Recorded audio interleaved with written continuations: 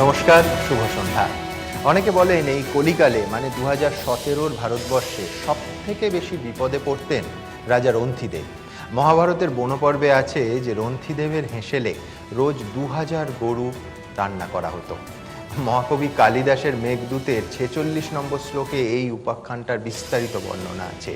বিরোধীরা বলেন যে কেন্দ্রের শাসকের কল্যাণে এ যুগে জন্মালে মহাভারত দূরে থাক, রন্থিদেবের নাকি ভারতেই স্থান হতো না। আবার এর উল্টো ছবিটাও আছে। নবজাগরণের বাংলায় ডিরোজিওর অতি উৎসাহী ছাত্ররা গোমাংস খেয়ে যখন হাড়গুলো ব্রাহ্মণ পূজারীদের গায়ে ছুঁড়ে মারতেন, সেই অশিষ্ট আচরণে নাকি স্বয়ং ডিরোজিও কষ্ট পেয়েছিলেন। কেন্দ্রের শাসক শিবির বলে যে তথাকথিত প্রগতিশীলরা হিন্দু মৌলবাদ নিয়ে সক্রিয় বটে, কিন্তু মুসলিম মৌলবাদ নিয়ে তাদের নাকি গলা চড়ে না। এই দুপক্ষকে নিয়ে আমাদের আজকের যুক্তিতর্ক। আমি নিশ্চিত যে মাঝে মাঝে এই আলোচনা বজ্রগর্ভী হয়ে উঠতে পারে। আমরা এই অনুষ্ঠান যখন শুরু করতে চলেছি তার ঠিক 6 ঘন্টা আগে ভারতবর্ষের একটা বৃহৎ রাজ্য গুজরাটে বিধানসভায় সংশোধনী বিল পাশ হয়েছে এই মর্মে যে গোহত্যার শাস্তি যাবজ্জীবন। এই সমস্ত কিছু নিয়েই আমাদের আজকের সভার প্রস্তাব। গেরুয়া রাজনীতি বড়ই বিচক্ষণ, উন্নয়ন শিখে তুলে কসাইখানায় মন। প্রস্তাবের পক্ষে আমার প্রথম বক্তা তন্ময় ভট্টাচার্য। নমস্কার। আলোচনার বিষয় গরু। আচ্ছা, আলোচনার বিষয় যদি গরু না হয়ে গরুর পুত্র হতো তাহলে কেমন হতো? মানে গরুর পুত্ররা ঠিক কেমন হয়? গরুর পুত্ররা হয় হয় ষাঁড়ের মতো একগুঁয়ে, অথবা বলদের মতো অপরিণত মস্তিষ্কের অংশীদার, যে প্রভু যেমন চাবুক চালায় তেমন ভাবে চলে। আর ষাঁড় মানে কলকাতা শহর থেকে শুরু করে গোটা রাজ্যে, বোধহয় গোটা দেশেই সবচাইতে বড় তোলাবাজ, যারা সবসময় বাজারে হাটে তোলা তুলে খায়। এখন এই রকম তোলাবাজ ষাঁড় আর অপরিণত মস্তিষ্কের বলদ কোন রাজনীতিতে দরকার হয়? যে রাজনীতিতে যুক্তি থাকে না, যে রাজনীতিতে বুদ্ধি থাকে না, যে রাজনীতিতে উন্নয়ন থাকে না, সেই রাজনীতিতেই প্রয়োজন হয় এই রকমের ষাঁড় আর বলদ। সুতরাং আমাদের এখনকার কেন্দ্রের শাসক এবং সম্প্রতি উত্তরপ্রদেশের শাসক, তাদের অগত্যা অগতির গতি হচ্ছে গরু। একটু ধর্ম মিশিয়ে সংস্কৃত করে বললে, গরুরই প্রীতিমাপন্নে প্রিয়ন্তে সর্বজনতা। কিন্তু আমাদের ধর্ম কি তাই বলছে? উত্তর না। একটু আগে সুমন ডিরোজিওর উদাহরণ দিচ্ছিল। ডিরোজিও দুঃখ পেয়েছিলেন, আমিও দুঃখ পেয়েছি।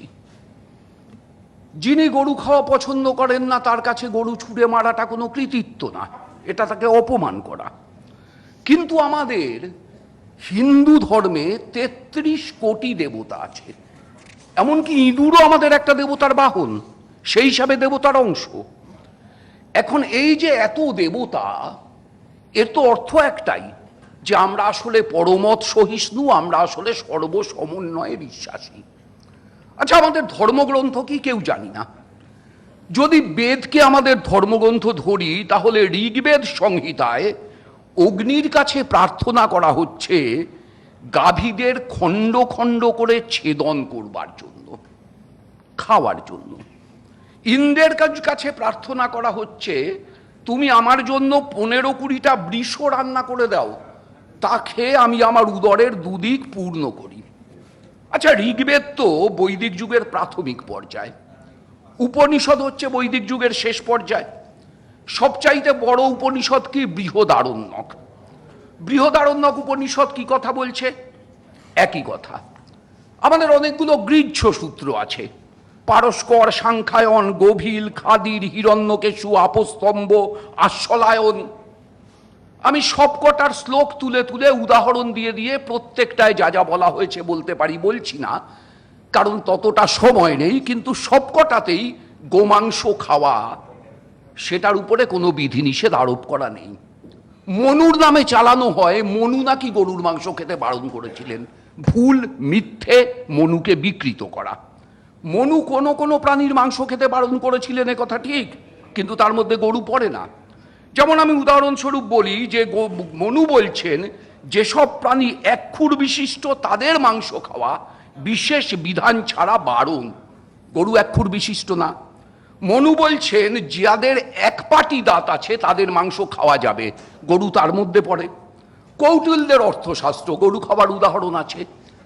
রামায়ণ বলে, রামায়ণে রাম যখন সীতাকে নিয়ে বনবাসে ভরদ্বাজ মুনির আশ্রমে গেছেন, তখন ভরদ্বাজ মুনি তাকে ফল এবং বৃষ দিয়ে ভোজনের ব্যবস্থা করেছেন। মহাভারতে যুধিষ্ঠিরকে সান্ত্বনা দিতে গিয়ে কৃষ্ণ অনেক কথার মধ্যে বলছেন, মহাত্মার অন্তিদেবের কথা, যা একটু আগে সুমন বলল, আমার রিপিট করার প্রয়োজন নেই। ফলে বেদব্যাসী মহাভারত থেকে শুরু করে সব জায়গায় আমরা এটা দেখছি। আবার গোহত্যা একটা সময় বন্ধ হলো। কেন হলো? যখন গরুর ফুড ভ্যালুর থেকে ইউটিলিটি ভ্যালু বাড়লো। যখন মানুষ চাষবাস জানতো না, তখন গরুর ফুড ভ্যালু বেশি। দুধ দেওয়া শেষ হয়ে গেলে সে গরু কি কাজে লাগবে? এইবার মানুষ চাষবাস শিখলো, লোহার লাঙল ব্যবহার করলো, বলদ দিয়ে লাঙল টানালে দ্রুত চাষ হচ্ছে, বেশি চাষ হচ্ছে। সেই জন্য তখন যত্রতত্র গরু বধ করা, আগেকার দিনে অশ্বমেধ যজ্ঞ, গোমেধ যজ্ঞ 100, 200, 1000, 500, যে যত বেশি বলি দিতে পারবে সে রাজার তত বেশি নাম হবে। আবার বিষ্ণু পুরাণে এসে দেখছি যে ব্রাহ্মণের কথা হলো, যে ব্রাহ্মণদের গায়ে ডিরোজিয়ার শিষ্যরা ছুঁড়ে মেরেছিল, সেই ব্রাহ্মণদের হবিষ্য করবার বিধান দেওয়া হচ্ছে ছাগ, ভেড়া, গরু, শূকর, গন্ডার প্রভৃতির মাংস খাইয়ে, এবং বলা হচ্ছে যে 11 মাস পিতৃপুরুষ তৃপ্তি পাবেন। সহজ কথা, ব্রাহ্মণরা বছরে একবার ভালো ভোজন করতে চাইছে, এই জন্য এই সিস্টেমটা চালু হচ্ছে। এখন এই গোহত্যাকে রাজনীতিতে নিয়ে আসা হলো, এবং রাজনীতিতে নিয়ে এসে কি করা হলো? অর্থনীতির একটা সর্বনাশ করা হচ্ছে। সবচাইতে বড় কথা, ধরুন যে উত্তরপ্রদেশে 356টা স্লটার হাউস আছে, কসাইখানা। তার মধ্যে মাত্র 40টার লাইসেন্স আছে। 2014-15 সালে উত্তরপ্রদেশ 7,515 লক্ষ কেজি টন গোমাংস বিদেশে রপ্তানি করেছে। 1999-2000 সালে মোষের মাংস রপ্তানি হয়েছে 1.67 মেট্রিক টন। পরের বার 2000-2001-এ বেড়ে হয় 2.42 মেট্রিক টন। গোহত্যা বন্ধ হলে কি হবে? গড়ে বছরে 1 কোটি গরু মোষ আরো বেড়ে যাবে, 5 বছর বাঁচবে। তার মানে সংখ্যাটা যে কোনো সময় 5 কোটিতে দাঁড়াবে। অতিরিক্ত খরচ 20,000 কোটি টাকা কে বইবে? ইন্ডিয়ান ভেটারিনারি কাউন্সিল তারা একটা হিসেব করে দেখেছে যে ভারতে মাত্র 60 গবাদি পশুকে খাওয়ানোর সঙ্গতি আছে। জেনে রাখা ভালো, আমাদের গবাদি পশুর সংখ্যা 50 কোটি, আর আমাদের চারণভূমি 50 লক্ষ একর, মানে 1 একর জমিতে 100টা গবাদি পশু। এটা হচ্ছে আমাদের দেশের হিসেব। আর চীনে চারণভূমি অনেক বেশি, গবাদি পশু অনেক কম। শেষ কথা, 2013-14 সালে লখনৌ কর্পোরেশনের একটা রিপোর্ট থেকে জানা যাচ্ছে ওই শহরে একদিনে গড়ে 100-র উপরে গরু ডাস্টবিনের দূষিত পচা খাবার এবং পলিথিনের প্যাকেট খেয়ে মারা যায়। যোগী আদিত্যনাথ গরুর সেবা করবেন না মানুষের সেবা করবেন? কাজ নেই, কৃষকের ফসলের ন্যায্য দাম নেই, আমদানি হুহু করে বাড়ছে, রপ্তানি শেষ। কোথায় যাচ্ছি আমরা? গরুর পুত্ররা, ভাবুন। ধন্যবাদ তন্ময় ভট্টাচার্য। অবশ্যই পুরাণের কথা হলো এবং পাশাপাশি বাণিজ্যের কথা হলো, দুটো ক্ষেত্রেই আমি আসবো। কিন্তু তন্ময়দার কাছে আমার পরবর্তী সময় নিঃসন্দেহে প্রশ্ন থাকবে যে চৌরঙ্গীর মোড়ে স্টেটসম্যান হাউসের সামনে দাঁড়িয়ে যে সমস্ত বিদগ্ধ বিদ্বজ্জনেরা প্রকাশ্যে গোমাংস খেয়ে বিপ্লবের ডাক দিয়েছিলেন, তাদের মেনুটা আরও বিস্তারিত, আরও 5 রকমের মাংস সেই মেনুতে ছিল না কেন? আমার প্রস্তাবের বিপক্ষের প্রথম বক্তা শ্রমিক ভট্টাচার্য। নমস্কার। আজকের আলোচনার যে বিষয় সে নিয়ে আলোচনা করতে গিয়ে একটু আগে আমার দাদা কমরেড তন্ময় ভট্টাচার্য এক অবিস্মরণীয় ভঙ্গিমায় তার বক্তব্যকে আপনাদের সামনে উপস্থাপিত করলেন। আমি জানি উনি রাজনীতি করেন, আমি জানি ওনার রাজনীতি বড়লোকের বিরুদ্ধে গরিবকে সংঘবদ্ধ করার রাজনীতি, ওনার রাজনীতি প্রান্তিক মানুষের আর্থসামাজিক উন্নয়নের রাজনীতি, ওনার রাজনীতি প্রকৃতি এবং মানুষের সঙ্গে একটা সামঞ্জস্য বজায় রাখবার রাজনীতি। কিন্তু আমার মনে হয় যে কোনোভাবেই এই ভাষাটিকে উত্তর ভারতের মাটিতে শতাব্দী প্রাচীন কমিউনিস্ট পার্টি মানুষকে বোঝাতে ব্যর্থ হয়েছে। 124টা নির্বাচনী কেন্দ্রে প্রতিদ্বন্দ্বিতা করে 316টি ভোট দিয়েছেন উত্তরপ্রদেশের মানুষ। 124 জন প্রার্থীকে যদি নির্বাচনের ময়দানে নামাতে হয় তাহলে সংখ্যাটা হয় 372, একজন প্রপোজার থাকে, একজন সেকেন্ডার থাকে।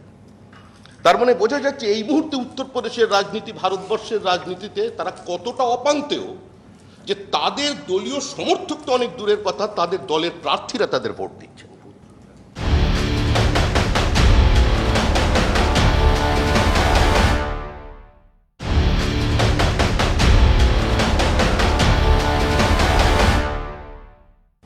আজকে গেল রব কেন বিষয় থেকে আলোচনা তো আমরা বহু দূরে।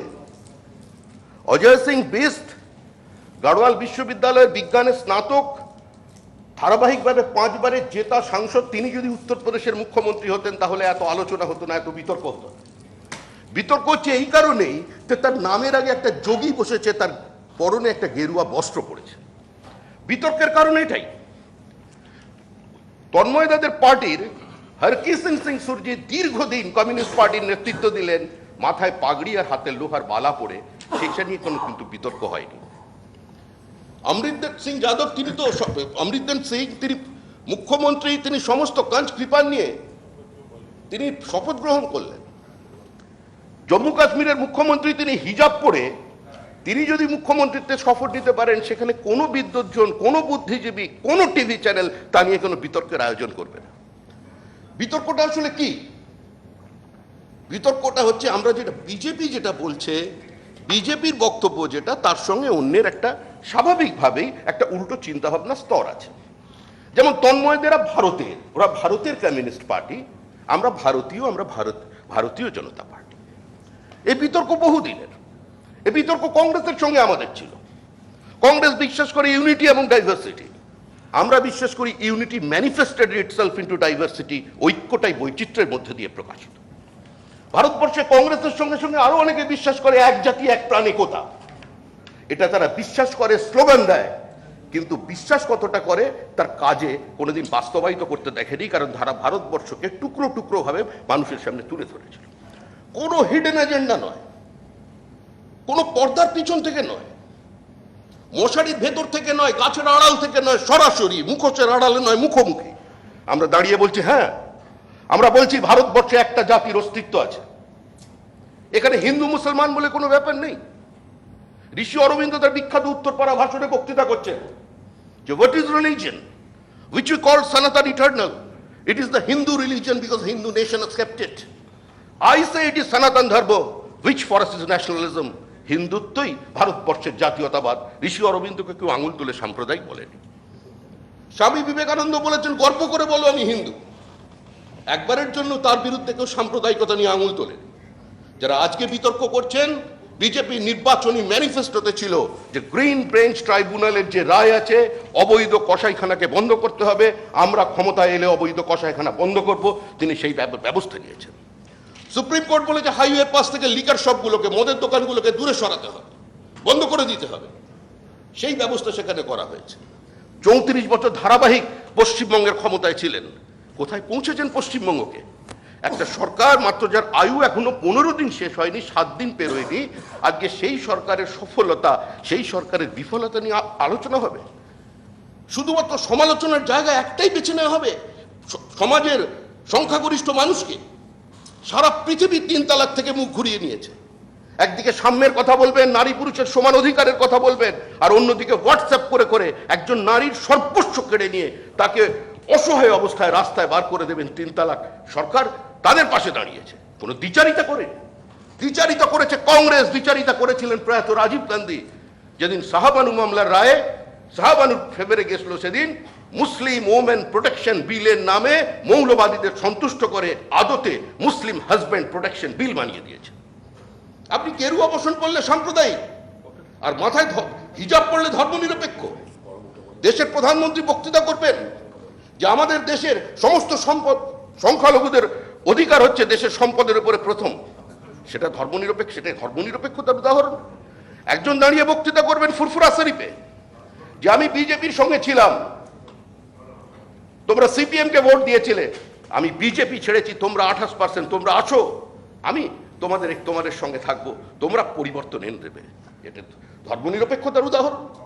কোন ধর্মনিরপেক্ষতার কথা বলছেন? হিন্দু ব্যানিশ যদি শুধুমাত্র প্রগতিশীলতার কথা হয়, হিন্দু দেবদেবীর অশ্লীল চিত্র প্রদর্শন করা, তাদের কুৎসিত কদর্য ভাষায় আক্রমণ করা যদি প্রগতিশীলতা হয়, ধর্মনিরপেক্ষতা না হয়, তাহলে আমরা তার প্রতিবাদ করছি। কোনো অ্যাম্বিগুইটি নেই, কোনো লুকোচুরি নেই, একদম সরাসরি, আবার বলছি, মুখোশের আড়ালে নয়, মুখোমুখি। আমরা আর্যদের ভারত আক্রমণ তত্ত্ব মানি না। এরিয়ান ইনভেশন ইজ আ মিথ। এই কলোনিয়াল হ্যাংওভার থেকে আমরা ভারতবর্ষের আধুনিক প্রজন্মকে মুক্তি করতে চাই। আমরা কম্পোজিট কালচারে বিশ্বাস করি। আমরা মনে করি বহুত্ববাদের একমাত্র যদি কোনো চারণভূমি থাকে, ল্যান্ড অফ প্লুরালিজমে, তা ভারতবর্ষ, যেখানে দাঁড়িয়ে প্রত্যেকে নিজের মত প্রকাশ করতে পারে, প্রত্যেকে নিজের বিরোধিতা করতে পারে। এই দেশ একমাত্র দেশ, এর সংস্কৃতি একমাত্র সংস্কৃতি, যে পৃথিবীর যে ধর্ম, যে সম্প্রদায়, যে পাওয়ান যখন বিপদে পড়েছে তাকে আমরা আশ্রয় দিয়েছি, তাকে ফুলতে ফলতে সাহায্য করেছি। আজকে তাদের উপরে যে আক্রমণ আসছে, সেই আক্রমণ আগামী দিনে মানুষ প্রতিহত করে দেবে। আমরা আবার আমাদের ডাক যেটা ভারতবর্ষের মতো করে চলবে, বহুত্ববাদকে সঙ্গে নিয়ে চলবে, প্রত্যেক মানুষের মত প্রকাশের অধিকারের ব্যবস্থা করবে। আর যারা আজকে বিস্তীর্ণ আলোচনা করে চলেছেন, একটু আগে আমার মাননীয় সঞ্চালক বললেন খাবারের মেনুতে অন্য কিছু ছিল না কেন? খাবারের মেনুতে অন্য কিছু থাকবে না, এমনকি সেখানেও রাজনীতিটা সরাসরি করতে পারেননি। অশোক ভট্টাচার্যকে তিরস্কার করা হয়েছে। অশোক ভট্টাচার্যের গোমাংস ভক্ষণকে কেন্দ্র করে বলে দেওয়া হয়েছে দল তার সঙ্গে নেই। মানে সেখানেও ভয়, বুক চিতিয়ে কোনো কিছু করবার ক্ষমতা এদের নেই। কারণ এদের মানুষ দেখেছে, গ্রহণ করেছে এবং প্রত্যাখ্যান করেছে। যে কথা বলে উত্তরপ্রদেশে নির্বাচন লড়া হয়েছিল, সেই কাজগুলিকে বাস্তবায়িত করতে হবে। সবকা সাথ সবকা বিকাশ, সকলকে সঙ্গে নিয়ে, জাতি, ধর্ম, মত, যে কোনো হরিজন, গিরিজন, আদিবাসী, বনবাসী না বলে সকলকে ঐক্যবদ্ধ করে তাদের আর্থসামাজিক উন্নয়ন হবে। ধন্যবাদ। ধন্যবাদ শ্রমিক।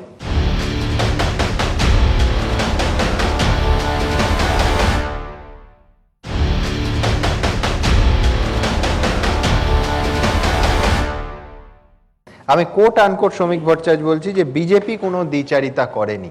অভিযোগ যে শুধু ধর্মীয় মেরুকরণ নয়, মেরুকরণের ইস্যুতে দ্বিচারিতা বিজেপি করেছে। তার কারণ একদিকে উত্তরপ্রদেশে ক্ষমতায় আসার পর থেকে এই গোমাংস বিরোধী জেহাদ আপনারা দেখতে পাচ্ছেন, কিন্তু খ্রিস্টান অধ্যুষিত রাজ্য মণিপুরে ক্ষমতায় আসার পর থেকে সে বিষয়ে কেউ রা কাটছেন না। আপনারা জানেন আগামী বছর নাগাল্যান্ড, মিজোরাম এবং মেঘালয় বিধানসভা ভোট। 2011-র আদমশুমারি অনুযায়ী এই তিনটে রাজ্যে খ্রিস্টান ধর্মাবলম্বী মানুষের সংখ্যা প্রায় 88%, 75 থেকে 88%। সেই জন্য আগে ভাগে বিবৃতি দিয়ে দেওয়া হয়েছে বিজেপির তরফে, সেখানে ক্ষমতায় এলে গোমাংস নিষিদ্ধ করা হবে না। এটা কি নীতির সুবিধাবাদ নয়? এ প্রশ্ন আমার থাকবে। আমার পরবর্তী বক্তা প্রস্তাবের পক্ষে সমীর চক্রবর্তী। ধন্যবাদ সুমন বাবু। আমি সর্বপ্রথমই এবিপি আনন্দকে ধন্যবাদ জানাই যে আজকে একটা সময়োপযোগী টপিককে সামনে তুলে আনার জন্যে। গেরুয়া রাজনীতি বড়ই বিচক্ষণ, উন্নয়ন শিখেই তুলে কসাইখানায় মন। এই আলোচনার কেন প্রয়োজন হলো? সদ্য সমাপ্ত উত্তরপ্রদেশ নির্বাচনের পরে যখন সেখানকার নির্বাচিত সরকার সর্বপ্রথমে কসাইখানাগুলোকে ব্যান ঘোষণা করলেন, নিষিদ্ধ ঘোষণা করলেন, আমার পূর্ববর্তী বক্তা শ্রমিকবাবু বলছিলেন, আমি শুনছিলাম বসে, যে সেখানে নাকি উন্নয়ন হচ্ছে।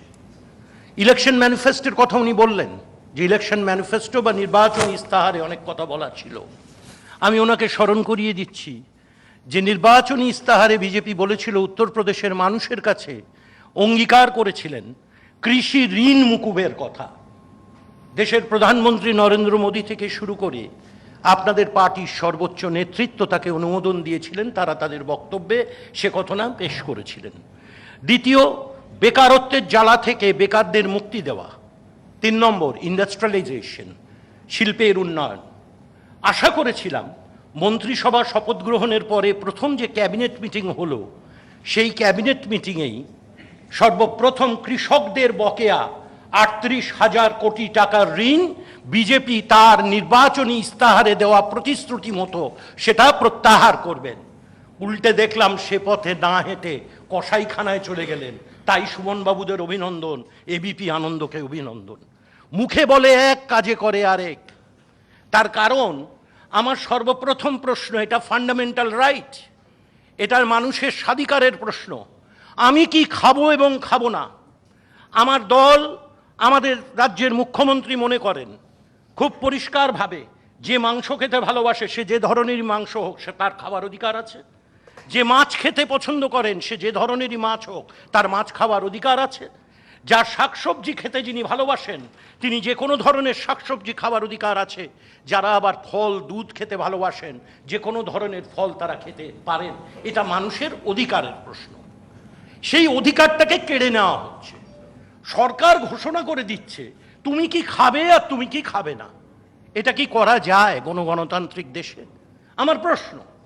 আজ থেকে 3 মাস আগে আমরা দেখেছি যে আমাদের টাকা ব্যাংকে গচ্ছিত আছে, সরকার নিদান দিচ্ছে আমি কত টাকা তুলতে পারবো আর পারবো না। সেটা কি ফান্ডামেন্টাল রাইটে আঘাত নয়? একইভাবে আমি কি খাবো সরকার নির্ধারণ করে দেবে। ফান্ডামেন্টাল রাইটে আঘাত আসছে না? আমার তো আশঙ্কা হচ্ছে আগামী দিনে শ্রমিকবাবু আপনাকেও না গেরুয়া বসন পরতে হয়, সরকার হয়তো আগামী দিনে সে নিদানও দেবে যে গেরুয়া বসন পরে ঘুরতে হবে, প্যান্ট শার্ট পাজামা পাঞ্জাবি সমস্ত বাতিল, আমাদের মেনে নিতে হবে। এ কোন যুগে আমরা বাস করছি? আমাদের প্রশ্ন সেইখানটাতেই। স্বামী বিবেকানন্দকে উদ্ধৃত করছেন আপনি, বলছেন স্বামী বিবেকানন্দ বলেছিলেন গর্ব করে বলো আমি হিন্দু। হ্যাঁ, স্বামী বিবেকানন্দ বলেছিলেন, কিন্তু আরেকটা কথা তো বললেন না শ্রমিকবাবু। স্বামী বিবেকানন্দ কি বলেছিলেন? স্বামী বিবেকানন্দ বলেছিলেন পরাধীন ভারতবর্ষে দাঁড়িয়ে ঊনবিংশ শতাব্দীর শেষ প্রান্তে এই বীর সন্ন্যাসী যুবক বলেছিলেন, খাদ্যে চাই স্বাধীনতা, বস্ত্রে চাই স্বাধীনতা, বিবাহে চাই স্বাধীনতা, চাই বাক স্বাধীনতা, চাই ব্যক্তি স্বাধীনতা। যখন যেমন তখন তেমন। যখন স্বামী বিবেকানন্দকে প্রয়োজন, গর্ব সে বলো আমি হিন্দু হয় স্বামী বিবেকানন্দ। অথচ স্বামী বিবেকানন্দ যখন বলছেন এটা স্বাধিকারের প্রশ্ন মানুষের, এটা গণতন্ত্রের প্রশ্ন মানুষের, কোন সময়? ঊনবিংশ শতাব্দীর শেষ প্রান্তে দাঁড়িয়ে। আর আপনাদের জন্ম তো 1980 সালের 6ই এপ্রিল, তখন তো আপনারা জন্মায়নি।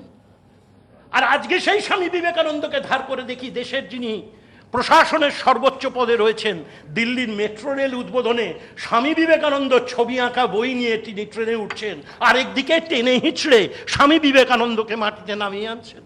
আমি তো মনে করি, আমি বিশ্বাস করি হিন্দু ধর্মের সবচেয়ে বড় প্রচারক স্বামী বিবেকানন্দ। আজকে আপনারা ঠেলতে ঠেলতে কোন জায়গাটা এনে দিচ্ছেন জানেন? আজকে যে জায়গাটা এনে দিচ্ছেন যে হিন্দুত্বর ফিলোসফিটা কি, হিন্দুত্বের দর্শনটা কোথায়। আমি তো বুঝতে পারছি না আপনারা কি চাইছেন। স্বামী বিবেকানন্দর হিন্দুত্বের দর্শন, ঠাকুর রামকৃষ্ণদেবের হিন্দুত্বের দর্শন, নাকি গেরুয়াধারী কিছু নব উদ্যমে যারা মাতোয়ারা হয়েছেন, দেশে যারা অশনি সংকেত নিয়ে আসছেন তাদের পথে হিন্দুত্বের লাইন চলবে আগামী দিনে? সেটা কে সিদ্ধান্ত নেবে? আজকে আমার প্রশ্ন সাধারণ মানুষের কাছে, আপনাদের কাছেও, যে স্বামী বিবেকানন্দর দেখানো হিন্দুত্বের লাইন, হিন্দু ফিলোসফি, হিন্দু দর্শন, হিন্দু মাইথোলজি, আমি সেই পথে হাঁটবো, নাকি গেরুয়াধারী কিছু নব, ওই যে বললাম নতুনভাবে যারা আসছেন তাদের পথে হাঁটবো? আজ তো সেই জায়গায় দাঁড় করিয়ে দিচ্ছেন। বাংলার মুখ্যমন্ত্রী আজ থেকে মাস 6 আগে একটা পাবলিক মিটিংয়ে কলকাতা শহরে দাঁড়িয়ে বলেছিলেন যে গ্রামে গ্রামে গরু গণনার কাজ শুরু হয়েছে, এই জিনিস বরদাস্ত করা হবে না। তারপরই দেখলাম গোরক্ষা সমিতি বেরিয়ে পড়েছে, গরু রক্ষা করো। কিছুদিন আগে বিখ্যাত এক সাহিত্যিক এবং সাংবাদিক একটি লেখা পড়ছিলাম, তাতে তিনি লিখেছেন যে স্বামী বিবেকানন্দ যখন ছিলেন সেই সময়, তখন তিনি শিকাগো থেকে ফিরে এসছেন, সেই সময়তে এই গোরক্ষা কমিটি যখন ছিল, স্বামী বিবেকানন্দর কাছে তারা গিয়েছিলেন, গিয়ে বলেছিলেন গোরক্ষাকে আরো বেশি করে উজ্জীবিত করতে হবে, তাই স্বামীজি আপনি রাস্তায় নামুন, কিছু চাঁদা তুলে দিন। স্বামীজি তাদেরকে জিজ্ঞাসা করেছিলেন, ভাই আগে বলো তো মানুষের জন্য তোমরা কি করেছো? তারা বলেছিলেন, না স্বামীজি, মানুষের জন্য আমরা কিছু করিনি, আমরা গরুদের জন্য করেছি। স্বামীজি বলেছিলেন, শোনো ভাই, আমি মানুষের সঙ্গে আছি, মানুষের উন্নয়নের জন্য আছি, গরুতে উঠতে আমি নেই। তাহলে কি বলতে হবে? স্বামী বিবেকানন্দ হিন্দু ছিলেন না? আমার প্রশ্ন শ্রমিক বাবুদের কাছে। অনেক বক্তব্য তো আপনারা রাখলেন, স্বামী বিবেকানন্দই তো বলেছিলেন বহুরূপে সম্মুখে তোমার, বহুরূপে সম্মুখে তোমার ছাড়ি কোথা খুঁজিছ ঈশ্বর, জীবে প্রেম করে যেই জন সেই জন সেবিছে ঈশ্বর। মানুষকে ভালোবাসো, ঈশ্বরের দর্শন পাবে। শুধু গরু বন্ধ করে, ছাগল বন্ধ করে, কুকুর বন্ধ করে দিয়ে কিন্তু ঈশ্বরের দর্শন হয় না, ঘৃণ্য রাজনীতি হয়, ধর্মীয় মেরুকরণ সম্ভব, সেটা দিয়ে কিন্তু দেশের মানুষকে, ওই যে বলছিলেন না যে আমরা সবকা সাথ সবকা বিকাশ, ওটা কিছুই হবে না, ওটা এক শ্রেণীর মানুষের হয়তো বিকাশ হতে পারে। দেশের মানুষ কিন্তু আগামী দিনে অশনি সংকেত দেখছে, সাবধান হন। দেশের মানুষের কাছে বিচার চান। দেশের মানুষ রাজ্য শাসন করার দায়িত্ব দিয়েছেন, ধর্মীয়ভাবে বিভাজন সৃষ্টি করার দায়িত্ব আপনাদের হাতে দেয়নি। কে কি খাবে, কে কি পড়বে, তার বিচারের রায় আপনাদের হাতে তুলে দেয়নি। এই কটি কথা বলে সুমনবাবু, আমার সময় শেষ হয়েছে, বারে বারে বেল বাজাচ্ছেন। আমি আমার বক্তব্যকে দীর্ঘায়িত না করে সবাইকে নমস্কার জানিয়ে এবিপি আনন্দকে এই ধরনের অনুষ্ঠান করার জন্য আরেকবার ধন্যবাদ জানিয়ে আমি আমার কথা শেষ করলাম। নমস্কার। ধন্যবাদ সমীর বাবু। আমি আবার একটু পুরনো প্রসঙ্গে ফিরি, বর্তমান ভারতবর্ষ ছেড়ে ওই পুরাণ প্রসঙ্গে, বেদ প্রসঙ্গে। ঋগ্বেদের দশম মণ্ডলে 169তম সূক্ত যদি দেখেন, সেখানে একেবারে গোবলি স্পষ্ট ইঙ্গিত আছে। ইন্দ্র, যিনি ঋগ্বেদের সময় প্রধান দেবতা, তিনি বড়াই করে ইন্দ্রাণীকে বলছেন তিনি 20খানি বৃষ একসঙ্গে ভক্ষণ করতে পারেন। এই ধরনের প্রচুর বর্ণনা কিছুক্ষণ আগে একাধিক উদাহরণ তন্ময়বাবু দিচ্ছিলেন। আমি আর তালিকা দীর্ঘ করব না, শুধু এতবার স্বামী বিবেকানন্দর কথা এসেছে, স্বামী বিবেকানন্দর একটা বক্তব্য, একেবারে লিখিত বক্তব্য আপনাদের সামনে রাখব, কোট আনকোট। এই ভারতবর্ষেই এমন একদিন ছিল যখন কোনো ব্রাহ্মণ গরুর মাংস না খেলে ব্রাহ্মণই থাকতে পারতেন না। পৃথিবী পরিবর্তনশীল, এবং এই পরিবর্তনশীল ভারতে এই প্রস্তাবের বিপক্ষে আমার পরের বক্তা অচিন্ত বিশ্বাস। মাননীয় সঞ্চালক, এটা তো বক্তৃতার জায়গা নয়, এটা বিতর্ক সভা। বিতর্কের বিষয় গেরুয়া রাজনীতি বড়ই বিচক্ষণ, উন্নয়ন শিখেই তুলে কসাইখানায় মন। আমি এই প্রস্তাবের সম্পূর্ণ বিরোধিতা করি। তার কারণ, এটা হয়তো আপনারা অন্য কোনোভাবে লিখতে চেয়েছিলেন, হতে পারে আপনারা গরুয়া রাজনীতি লিখতে গিয়ে হঠাৎ করে ভুল করেছেন, এটা মনে হচ্ছে। দ্বিতীয় একটা জিনিস হয়তো আপনাদের মনে হয়েছে যে এটা উন্নয়ন শিখে তুলে কসাইখানায় মন, এইখানে আপনাদের ছাপতে ভুল হয়েছে। এখানে লেখা উচিত ছিল অবৈধ কসাইখানায় মন। কারণ আমার যেটুকু জানা আছে সেটা হলো উত্তরপ্রদেশ সরকার অতি সম্প্রতিকালে যে ঘোষণা করেছে, সেই ঘোষণায় বলা হচ্ছে অবৈধ কসাইখানাগুলি চলবে না, বৈধ কসাইখানাগুলি চলবে। এই কসাইখানায় গরু কাটা হবে না মোষ কাটা হবে সে সম্পর্কে কিছু বলা হয়নি, কিন্তু চারপাশে খুব হইচই, খুব গোলমাল। সবাইকার ধারণা শুধুমাত্র গরুতেই সীমাবদ্ধ থাকতে হবে, কারণ তা না হলে একটা বিশেষ সম্প্রদায়কে গুরুত্ব দেওয়া হবে না।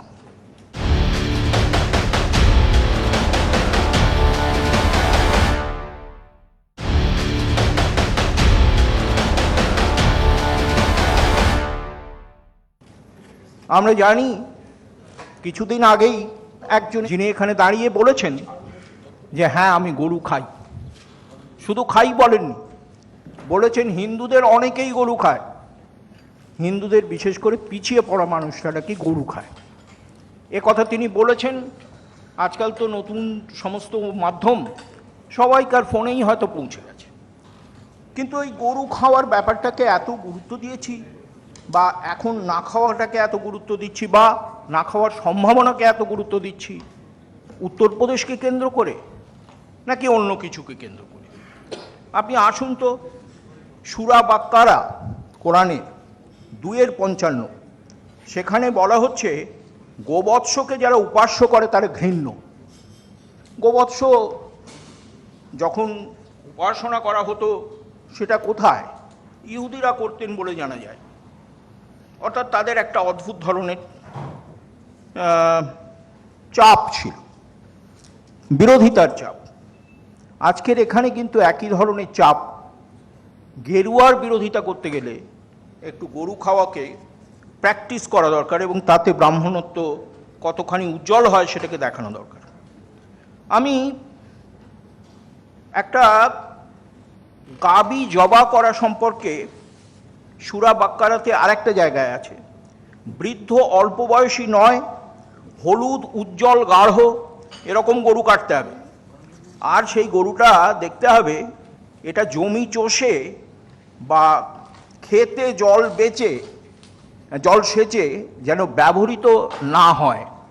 অর্থাৎ একটু আগে আমার বিপরীতে দাঁড়ানো বিশিষ্ট রাজনৈতিক ব্যক্তিত্ব, আমার মতে নতুন সময়ের, আমার তার দু একটা কথা বেশ ভালোই লেগেছে। তিনি বলছেন যে যখন সমাজে গরুর সম্পর্কে তার ফুড ভ্যালু অপেক্ষা ইউটিলিটি ভ্যালু বেড়ে গেল, তখন গোহত্যা বন্ধ করার চেষ্টা হলো। আর সূরা বাক্কারা বলছে যে গাভী জমি চাষে বা খেতে জল সেচে ব্যবহৃত হয় সেগুলোকে অ্যাভয়েড করবে। আর কি অ্যাভয়েড করবে সেটাও খুব ইন্টারেস্টিং, সোশিওলজির লোকেরা খুব আনন্দ পাবেন বা বিষয় হিসেবে খেয়াল করতে পারবেন। বলা হচ্ছে 3 পাল পশু, এরা আল্লাহ এদেরকে রক্ষা করার কথা বলেছেন, যারা শীত নিবারক, যারা উপকারক এবং যারা আহার্য।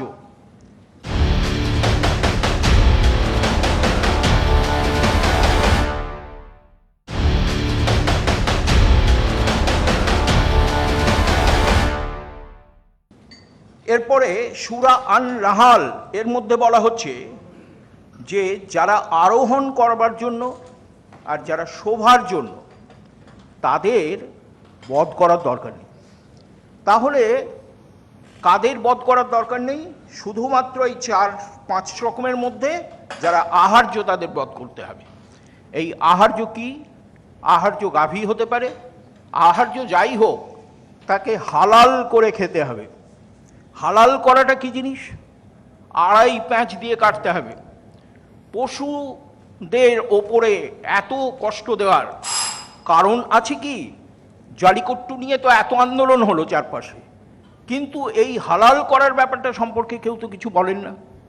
আসলে যান্ত্রিকভাবে যদি গরু কাটা হয় বা অন্য পশু কাটা হয় তাহলে সেটা হালাল থাকে না, আর হালাল না থাকলে সেটা হারাম হয়, আর হারাম হলে খুব মুশকিল হয়, ইসলাম খতরা মে হ্যায় বলতে হয়।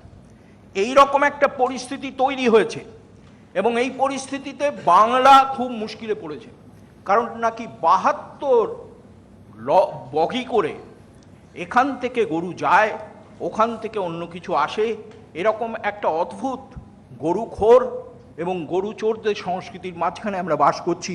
ফলে উত্তর ভারতে, উত্তরপ্রদেশে আমরা অশনি সংকেত দেখতে পাচ্ছি। এটা অত্যন্ত ঘৃণার, অত্যন্ত আপত্তির, এবং এই বিষয়টা প্রকৃতপক্ষে ঋগ্বেদের দিকে তাকিয়ে না দেখে একটু কোরআনের দিকে তাকিয়ে দেখাও উচিত বলে আমার মনে হয়। প্রকৃতপক্ষে ভারতবর্ষে উন্নয়নের কাজ দেখতে গেলে আইন শৃঙ্খলার কাজও করা উচিত। এই 15 দিনের মধ্যে আমরা দেখছি রোমিওদের টাইট করার যে আন্দোলন হচ্ছে বা কাজ হচ্ছে সেটা অত্যন্ত ভালো হচ্ছে, মেয়েরা অত্যন্ত সাপোর্ট করছে। আমরা লক্ষ্য করেছি 3 তালাকের বিরুদ্ধে যে কাজ হচ্ছে তাতে মেয়েরা, মুসলিম মেয়েরাও সাহায্য করছে। এক মহিলা প্রধানমন্ত্রীকে চিঠি লিখেছেন যে আমার 2টি মেয়ে হয়েছে পরপর, আমার স্বামী আমার গর্ভ হওয়ার পর আমাকে তালাক দিয়েছেন। ইনস্ট্যান্ট 3 তালাক কোরআনে নেই, তা সত্ত্বেও তাকে তালাক দেওয়া হয়েছে কারণ আরেকটি মেয়ে হওয়ার সম্ভাবনা দেখা দিয়েছে। তিনি চিঠি লিখেছেন আপনি তাড়াতাড়ি করে একটা ব্যবস্থা করুন। ভারতবর্ষের বেশিরভাগ মহিলাদের মধ্যে, মুসলমান মহিলাদের পক্ষে 3 তালাকের বিরুদ্ধে জনমত দ্রুত গড়ে উঠছে। এগুলো অত্যন্ত কনস্ট্রাকটিভ এবং এইটা উন্নয়নের পূর্ব শর্ত বলে আমার মনে হয়। ধন্যবাদ। অচিন্ত্যবাবু শুরুতেই বললেন যে উনি রাজনীতির কথা বলবেন না, রাজনীতির লোক নয়। আমার পরবর্তী যিনি বক্তা তিনি রাজনীতির লোক। তাই তার কাছে যাওয়ার আগে আমার অবশ্যই প্রশ্ন থাকবে যে উত্তরপ্রদেশ নির্বাচনে আমরা কি দেখলাম? দুটো পর্যায় পর্যন্ত মোটামুটি যুযুধান, সব পক্ষের মুখে উন্নয়নের স্লোগান ছিল। তৃতীয় পর্যায় থেকে রাতারাতি ছবিটা পাল্টে গেল। কবরখানা বনাম শ্মশান, ওদিকে রমজানের আলো না দীপাবলির আলো ইত্যাদি ধর্মীয় মেরুকরণের ভোট সামনে চলে এলো। আমার পরের বক্তা ওম প্রকাশ মিশ্রের কাছে আমার অবশ্যই প্রশ্ন থাকবে যে সেই রাজনীতি ওম প্রকাশ মিশ্র ডিভিডেন্ড দিল। শুধু তাই নয়, সাহারানপুর জেলায় যেখানে 70% বেশি সংখ্যালঘু, সেখানেও কিন্তু বিজেপির পাল্লা ভারী হলো। সুতরাং ভুল ঠিক এসব তো পরের কথা, কিন্তু যে রাজনীতি মানুষের সমর্থন পায় সেই রাজনীতি তো জয়যুক্ত হয় নির্বাচনী লড়াইয়ে। কি বলবেন ওম প্রকাশ মিশ্র? ধন্যবাদ, খুব ভালো টপিক। সুমন বিচক্ষণ, এবিপি আনন্দ বিচক্ষণ, তাই জন্য সঠিকভাবে নির্ধারণ করতে পেরেছে যে বর্তমান কেন্দ্রীয় সরকার শাসক কুল আমাদের প্রধানমন্ত্রী নরেন্দ্র মোদী এরা খুবই বিচক্ষণ। বিচক্ষণ যদি না হয়, এদের নেতৃত্ব আর এদের পূর্বসূরি আর এদের আত্মার সঙ্গে সম্পর্ক যে সংগঠনের আরএসএস এর, আজকে তারা তেরেঙ্গা ঝান্ডার কথা বলে। 15ই আগস্ট 1947 দেশ স্বাধীন হয়েছিল। 14ই আগস্ট 1947 আরএসএস অর্গানাইজার পত্রিকাতে তারা লিখেছিল তেরঙ্গার বিরুদ্ধে, যে তেরঙ্গাকে কোনো হিন্দু নাকি সম্মান করতে পারে না। আরএসএস লিখেছিল 30শে নভেম্বর 1949 সালে, যখন দেশের সংবিধান প্রণয়নের কাজ শেষ হয়েছে, লিখেছিল যে এই সংবিধানকে কোনো হিন্দু গ্রহণ করতে পারে না, কারণ কি এখানে মনুস্মৃতির কথা লেখা হয়নি। তো বিচক্ষণ ব্যক্তিত্ব ছিলেন। তো আজকে সেই তেরঙ্গাকে সামনে রেখে, আজকে সেই সংবিধানকে সামনে রেখে তারা রাজনীতি করছেন।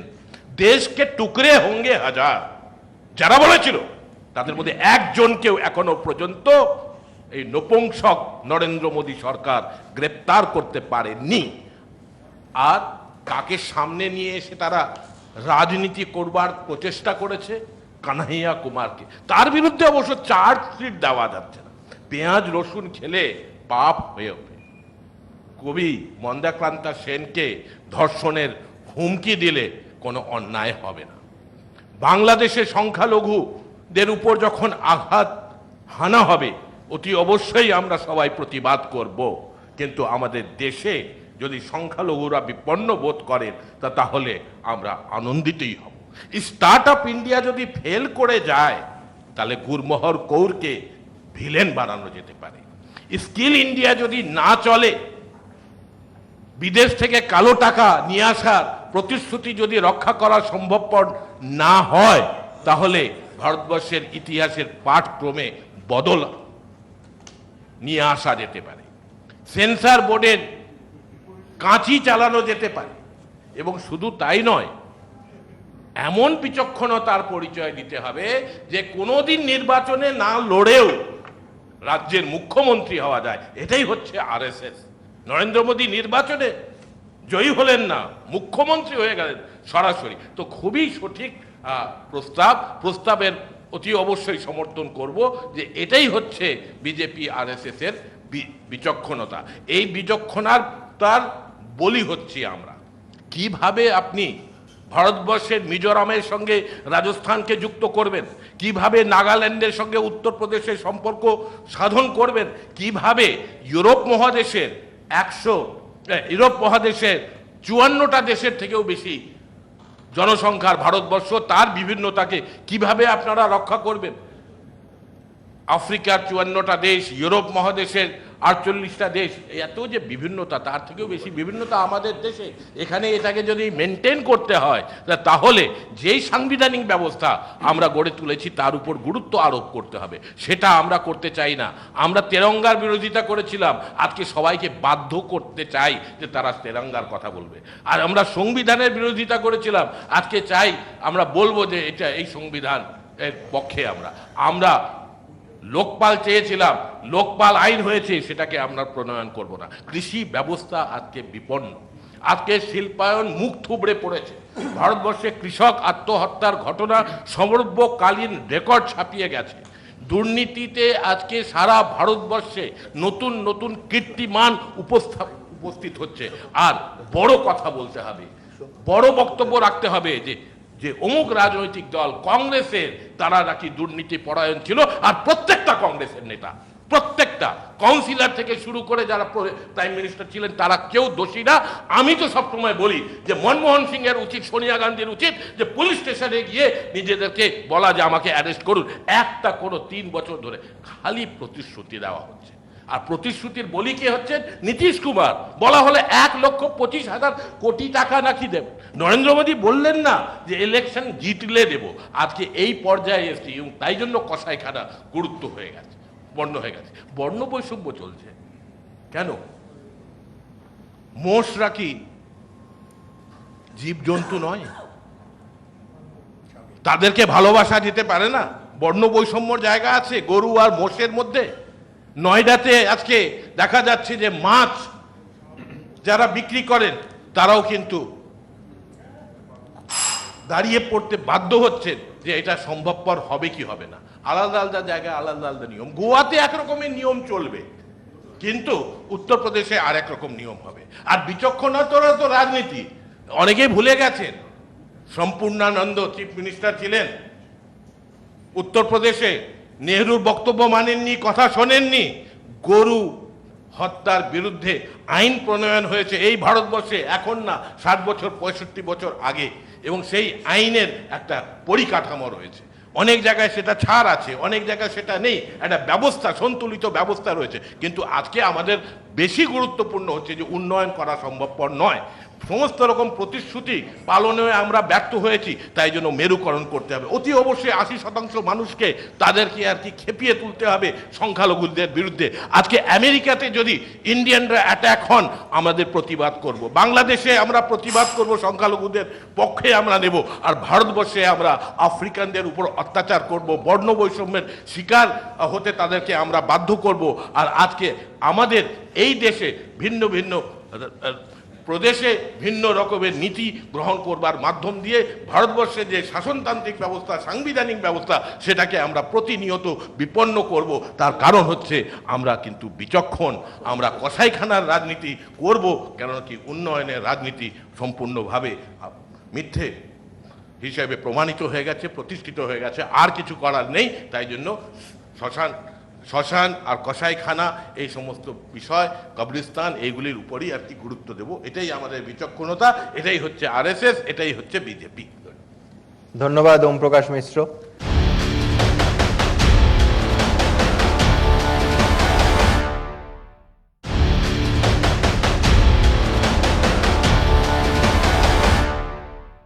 রাজনীতির কথা হলো, এর আগের বক্তারা যে অংশটা ছুঁয়ে গেলেন আমি একটু বিস্তারিত তথ্য দিই, সেটা অর্থনীতি।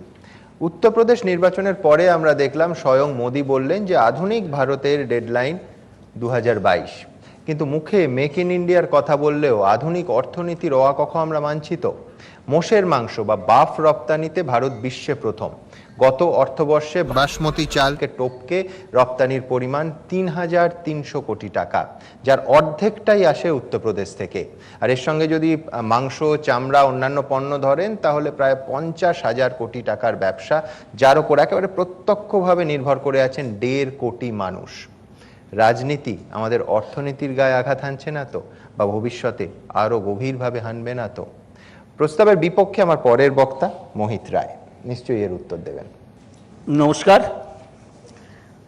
আলোচনাটা মোটামুটি আবোল তাবোলের কবিতার মতো গড়াচ্ছে, কোথা থেকে কোথায় পৌঁছে গেছে। তাই আমি মনে করিয়ে দিই, আমাদের আজকের বিষয়টা ছিল গেরুয়া রাজনীতি বড়ই বিচক্ষণ, উন্নয়ন শিখে তুলে কসাইখানায় মন। একটা মিথ্যে ছড়া নিয়ে আজকের আলোচনা। প্রসঙ্গটা অচিন্তবাবু বলেছেন, আজকাল পশ্চিমে একটা কথা খুব বেশি চলে, ফেক নিউজ। এবং ডোনাল্ড ট্রাম্প বলেইছেন যে পশ্চিমের মেইন স্ট্রিম মিডিয়া এই ফেক নিউজ ব্যবহার করে থেকে হারানোর চেষ্টা করেছে। ডোনাল্ড ট্রাম্প একটু স্বস্তি পেতেন যে আমরা পশ্চিমবঙ্গে প্রায় গত কয়েক দশক সেকুলার বুদ্ধিজীবীদের কল্যাণে আমরা এই ফেক নিউজ নিয়েই জীবন ধারণ করছি।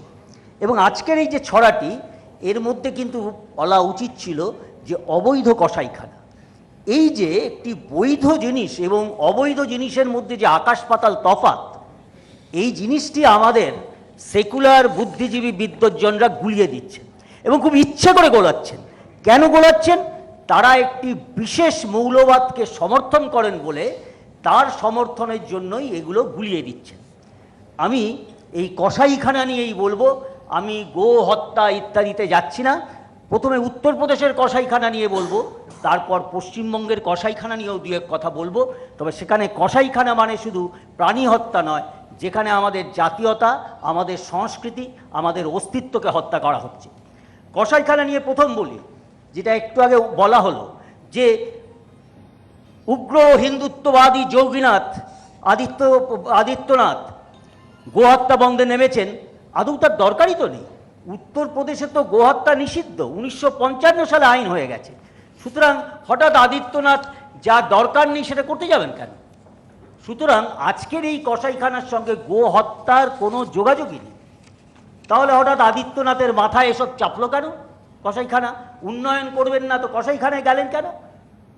2016 সালে, গত বছর জানুয়ারি মাসে ন্যাশনাল গ্রিন ট্রাইব্যুনালে মামলা হয়েছে যে উত্তরপ্রদেশের কসাইখানাগুলোর জন্য প্রচণ্ড দূষণ হচ্ছে, এবং তখন আমাদের একদম আগমার্কা সেকুলার সমাজবাদী পার্টির সরকার, যার বৃদ্ধ নেতা মুলায়মকে একদিন বলাই হতো মোল্লা মুলায়ম, তো সেই সরকারের কাছে আমাদের ন্যাশনাল গ্রিন ট্রাইব্যুনাল জানতে চাইলেন ইউপি পলিউশন কন্ট্রোল বোর্ড এবং সেন্ট্রাল পলিউশন কন্ট্রোল বোর্ডে যে আপনাদের কসাইখানার কী অবস্থা। ইউপি পলিউশন কন্ট্রোল বোর্ড যে রিপোর্ট ন্যাশনাল গ্রিন ট্রাইব্যুনাল দিলেন তাতে বললেন আমাদের 58টা কসাইখানা আছে, তার মধ্যে অনেকগুলি বৈধ নয়। সেন্ট্রাল পলিউশন কন্ট্রোল বললেন যেখানে 121টা কসাইখানা আছে, একটির মাত্র বৈধ ছাড়পত্র আছে। মনে রাখবেন, কসাইখানা একটা রেড ক্যাটাগরি ইন্ডাস্ট্রি দূষণের দিক থেকে। তার কসাইখানা চালাতে গেলে বায়ু দূষণ, জল দূষণ, কঠিন বর্জ্য দূষণের জন্য পরিবেশ ছাড়পত্র নিতে হয়। একটি ছাড়পত্র এই কসাইখানা নেন না। এই কসাইখানাগুলোর ব্যবসা হচ্ছে 15,000 কোটি টাকা।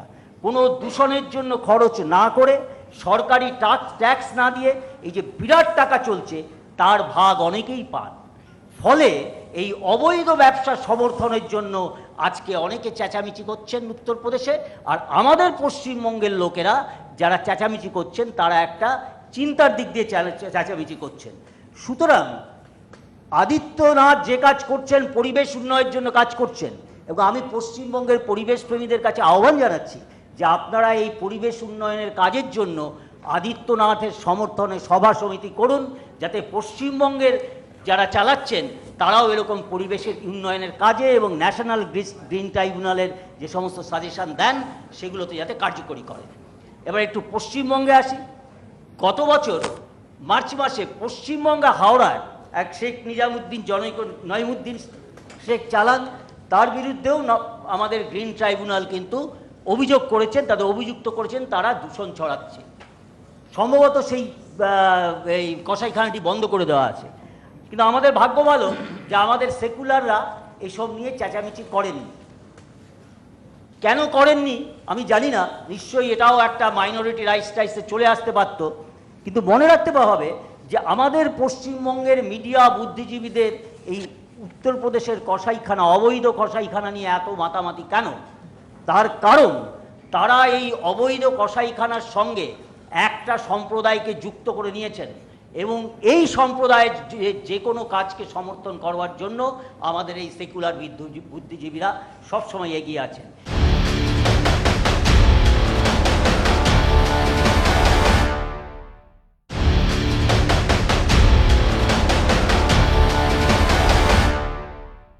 এবং আমাদের পশ্চিমবঙ্গে যে অবৈধ কাজ চলে, আমি যে বলেছি অবৈধ কসাইখানা, আমাদের এই অবৈধ কসাইখানাগুলো বন্ধ করতে হবে।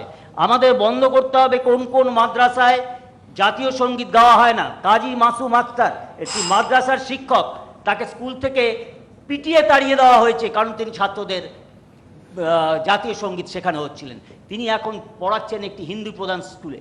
আমাদের সেই সব কসাইখানা বন্ধ করতে হবে যারা অনুপ্রবেশ করাচ্ছে, এবং পশ্চিমবঙ্গের জন্ম হয়েছিল ধর্মীয় সংখ্যার ভিত্তিতে, আজকে সেই বেসিসটাকেই নষ্ট করে দেওয়া হয়েছে।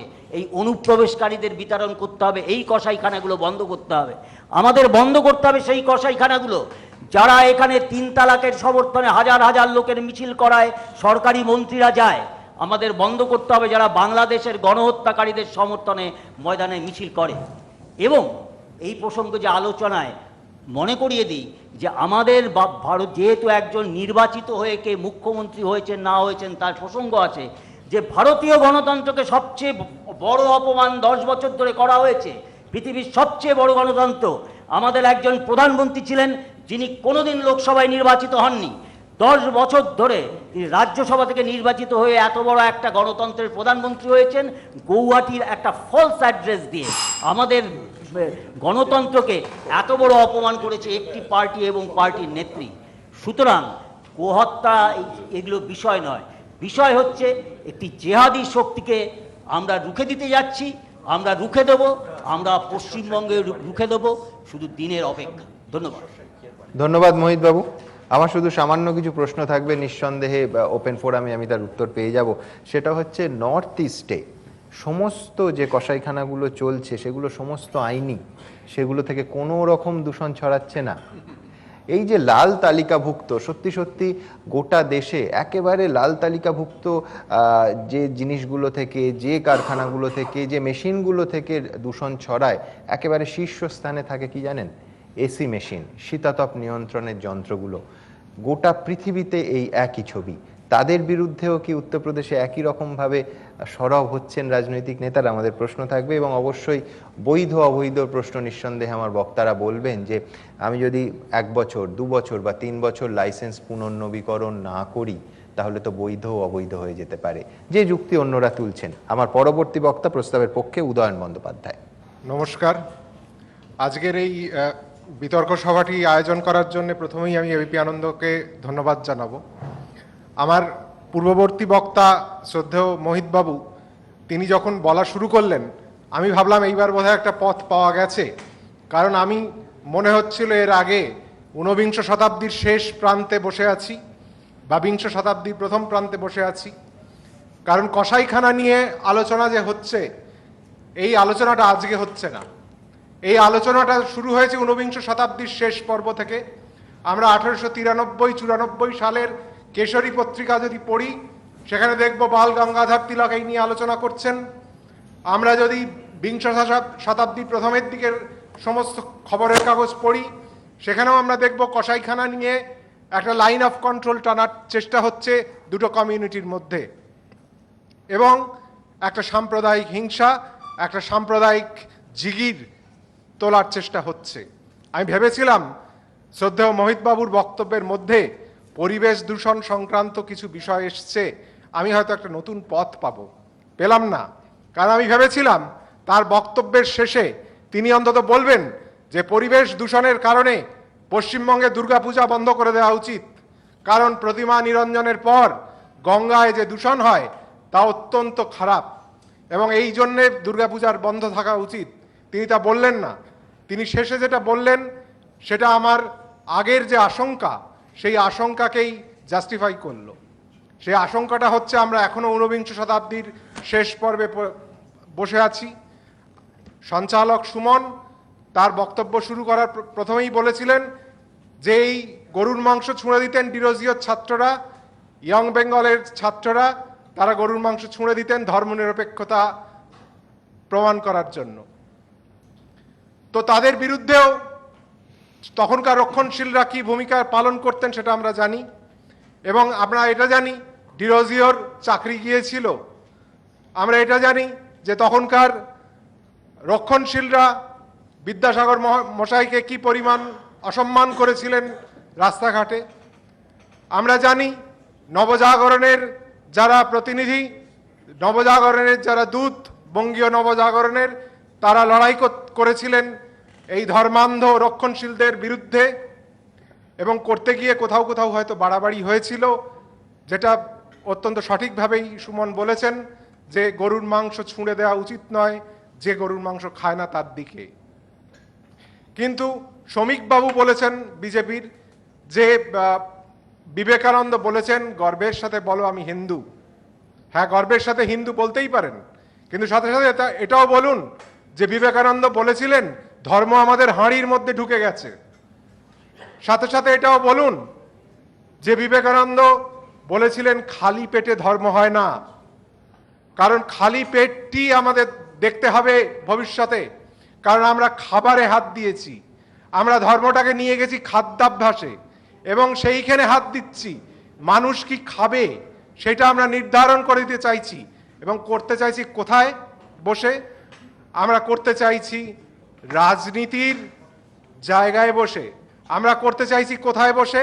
আমরা করতে চাইছি সংখ্যাগরিষ্ঠ একটা অবস্থানের জায়গা থেকে।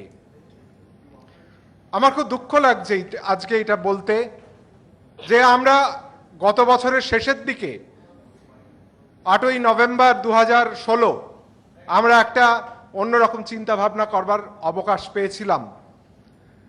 আমরা দেখেছিলাম সেই দিন সন্ধ্যেবেলা প্রধানমন্ত্রী নরেন্দ্র মোদী তিনি বিমুদ্রাকরণের ঘোষণা করেছিলেন। আমরা ভেবেছিলাম সিদ্ধান্ত ভুল হতে পারে, সিদ্ধান্ত ঠিক হতে পারে। অনেক প্রথিতযশা অর্থনীতিবিদ বলেছেন, অমর্ত্য সেন বলেছেন, বাকি আরো অনেকে বলেছেন যে এই সিদ্ধান্ত ভুল, কিন্তু তারা কেউ একথা বলেননি যে এটা একটি অর্থনৈতিক সিদ্ধান্ত নয়, বা এটা একটি অর্থনীতি চর্চার একটা জায়গা খুলে দিচ্ছে না। কারণ নরেন্দ্র মোদীর এই ঘোষণায় এমন অনেক কিছু ছিল যেটা জাতি, ধর্ম, লিঙ্গ নির্বিশেষে সমস্ত ভারতীয়কে স্পর্শ করেছিল। কালো টাকা নির্মূল করার লক্ষ্যে তিনি এই ঘোষণা করেছিলেন। আমরা সেটাকে পছন্দ করতে পারি, আমরা সেটার বিরোধিতা করতে পারি, কিন্তু আমরা এটা বলবো এটা ছিল একটি অসাম্প্রদায়িক কাজ। এটা ছিল একটি সম্পূর্ণ অসাম্প্রদায়িক কাজ, যেটা ধর্মের বাইরে গিয়ে করা হয়েছিল। কিন্তু আমরা আজকে আবার ফিরে এলাম সেই গরুর রচনা লিখতে, এবং ফিরে এলাম কোথায়? না সেই জায়গায় যেখানে আমরা বলতে চাই যে আমাদের জাতীয়তাবাদ, সনাতন ধর্ম, হ্যাঁ ঠিক অরবিন্দ বলেছিলেন, আরো অনেকে বলেছিলেন। অরবিন্দর বন্দে মাতারাম যে নিউজ পেপার, সেখানে মঙ্গল ঘটের ছবি থাকতো। বিপিন পালের যে নিউ ইন্ডিয়া পেপার, সেখানে জগদ্ধাত্রীর ছবি থাকতো। ভুল ছিল, তার পরিণাম ভালো হয়নি। 1947-এ আমরা সেই স্বাধীনতা যেমন পেয়েছি, তেমন দেশভাগও হয়েছে, তেমন সাম্প্রদায়িক দাঙ্গাও হয়েছে, তেমন সিভিল ওয়ারও হয়েছে। আমরা কিন্তু খুব ভালো দিকে যাইনি 1947 সালে। আমরা কি আবার 2017-এ দাঁড়িয়ে সেই ভুলগুলো করতে চাই? আমাদের জাতীয়তা বোধের সাথে এই গরুর মাংস, আমাদের জাতীয়তা বোধের সাথে এই ধরনের ধর্মীয় অনুষঙ্গকে যোগ করতে চাই? আমি সবার কাছে এই প্রশ্নটা রাখছি। এই কারণে রাখছি যে একজন ব্যক্তি, একজন রাজনৈতিক তাত্ত্বিক, তিনি বলেছিলেন ভারতবর্ষের 3টে জিনিস আমদানি করা ভুল হয়েছে। একটি হচ্ছে গণতন্ত্র, সংখ্যাগরিষ্ঠতাবাদের গণতন্ত্র, সংখ্যাগরিষ্ঠের শাসন নয়। 2 হচ্ছে পুঁজিবাদ, আর 3 হচ্ছে জাতীয়তাবাদ, যা বিশ্ব শান্তির পক্ষে হানিকর। সেই রাজনৈতিক তাত্ত্বিকের নাম দীনদয়াল উপাধ্যায়, যিনি বিজেপির রাজনৈতিক তাত্ত্বিক, মূল রাজনৈতিক তাত্ত্বিক এবং আরএসএস এর একজন প্রচারক ছিলেন। ধন্যবাদ। ধন্যবাদ উদয়নদা। উদয়নদা 19বিংশ শতাব্দীর একাধিক উদাহরণ দিলেন। আমি একটু বিংশ শতাব্দীতে আসি। জওহরলাল নেহরু মনে করতেন যে গোমাংস খাওয়া নিয়ে এত এইসব বিতর্ক, কোট আনকোট বলছি, এটা গুরুত্বহীন এবং প্রতিক্রিয়াশীল বিষয়। 1954 সালে যখন লোকসভার অধিবেশনে শেঠ গোবিন্দ দাস এই গোবধ নিষিদ্ধকরণ নিয়ে সওয়াল করছেন, নেহরু বলেন যে এই অর্থহীন দাবি যদি মেনে নেওয়া হয় আমি পদত্যাগ করব। আমি কোট আনকোট পড়লাম। পরে রাষ্ট্রপতি রাজেন্দ্র প্রসাদও প্রধানমন্ত্রীকে যখন একই বিষয়ে বলেন, তখন মুখের ওপর তিনি না বলে দেন। 1 বছর পর 1955 সালের এপ্রিল মাসে নেহেরু হুমকি দেন যে গোনিধন নিষিদ্ধকরণ বিলটি যদি কোনোভাবে সংসদে পাশ হয়ে যায় তিনি তৎক্ষণাৎ ইস্তফা দেবেন। স্বাধীনতার আগের মাসে মহাত্মা গান্ধী লিখছেন, প্রকৃত ধর্ম কি আমরা সত্যি ভেবে দেখি না, আইন করে গোহত্যা নিষিদ্ধ করার দাবি তুলে চিৎকার করতে থাকি। ভারত হিন্দুদের দেশ হয়ে গেছে এমনটা ধরে নেয়া ভুল। অর্থাৎ আমার পরের বক্তা পঙ্কজ রায়ের কাছে আমার প্রশ্ন থাকবে, পঙ্কজদা, যে এই বিতর্কটা আজকের নয়, এর সমাধানটা কি আজকের ভারতবর্ষ দিতে পারবে? শুভ সন্ধ্যা। আমি প্রথমেই একটি কথা বলবো যে সংবিধানের 48 নম্বর ধারায় প্রহিবিটিং the slaughter of cows and cups এখনও কিন্তু রয়ে গেছে। যারা আজকে বিতর্ক করতে এসছেন, আমার মনে হয় সংবিধান সংশোধনের জন্য আপনারা চেষ্টা চালান। দ্বিতীয় কথা হচ্ছে যে মৌলানা আবুল কালাম আজাদ তার যে ইন্ডিয়া উইন্স ফ্রিডমের যে অংশটা 50 বছর পরে মানুষের দরবারে এসছে, তার অংশটার অনুবাদ হয়েছিল একটি স্বপ্নের সমাধি। তিনি বারবার আক্ষেপ করে বলেছেন যে কংগ্রেস তার জন্মলগ্ন থেকে ভারত ভাগের বিরোধিতা করে এসছে, সে আজ বসেছে ভারত ভাগের প্রস্তাব পাশ করাতে। এ লজ্জা এই জন্যই যে কারণ অনেকেই মহাভারতের উদাহরণ দিয়েছেন, আমি একটি কথাই বলবো, সেখানে সকল জীবের প্রতি কর্মে, বচনে এবং মনে হিংসাবর্তিত আচরণ, অনুগ্রহ ও দান, এই হলো সৎ ব্যক্তির সনাতন ধর্ম।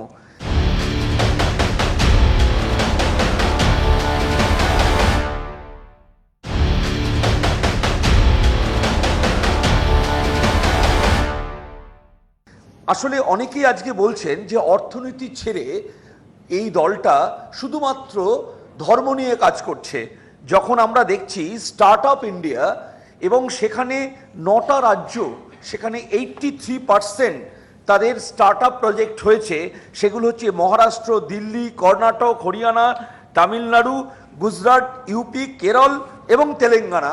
পশ্চিমবঙ্গ সেখানে স্টার্ট আপ করতে পারে না। কোথায় অবৈধ কসাইখানা বন্ধ হবে তার জন্য তাদের আকুতি অনেক বেড়ে যায়। আমরা যে এক্সপোর্ট করি তার পরিমাণ হচ্ছে যদি বলা যায় প্রায় 30,137 কোটি টাকা, তার মধ্যে বাপ বিট হচ্ছে 26,681 কোটি টাকা।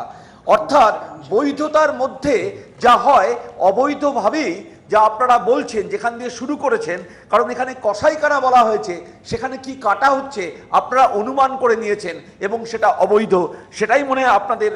এবং আরেকটা কথা বলি, সুভাষ বোস তার মাকে লিখছেন যে এটা দুটো কথা, যে বিবেকানন্দ বারবার বলছেন যে religion is the heart of India and if that goes India will die. এবং সুভাষ বোস তার মাকে লিখছেন যে মা, ভারতবর্ষ ভগবানের বড় আদরের দেশ, ভগবান বারবার এদেশে জন্মগ্রহণ করেছেন লোকশিক্ষার নিমিত্তে। আসলে আমরা যেটা বলি যে উত্তরাখণ্ডে মহামান্য আদালত যেটা বলেছেন, যা আপনারা ব্যঙ্গ করেছেন বা মনে করেছেন যে পরিবেশ কোনো বিষয় নয়, তারা বলেছেন যে যমুনা এবং গঙ্গাকে জীবন্ত সত্তা হিসাবে বিবেচনা করতে হবে এবং সংবিধানের 48-এর এ, 51-র এর জি ধারাকে উল্লেখ করে এই রায় তাদের দেওয়া হয়েছে।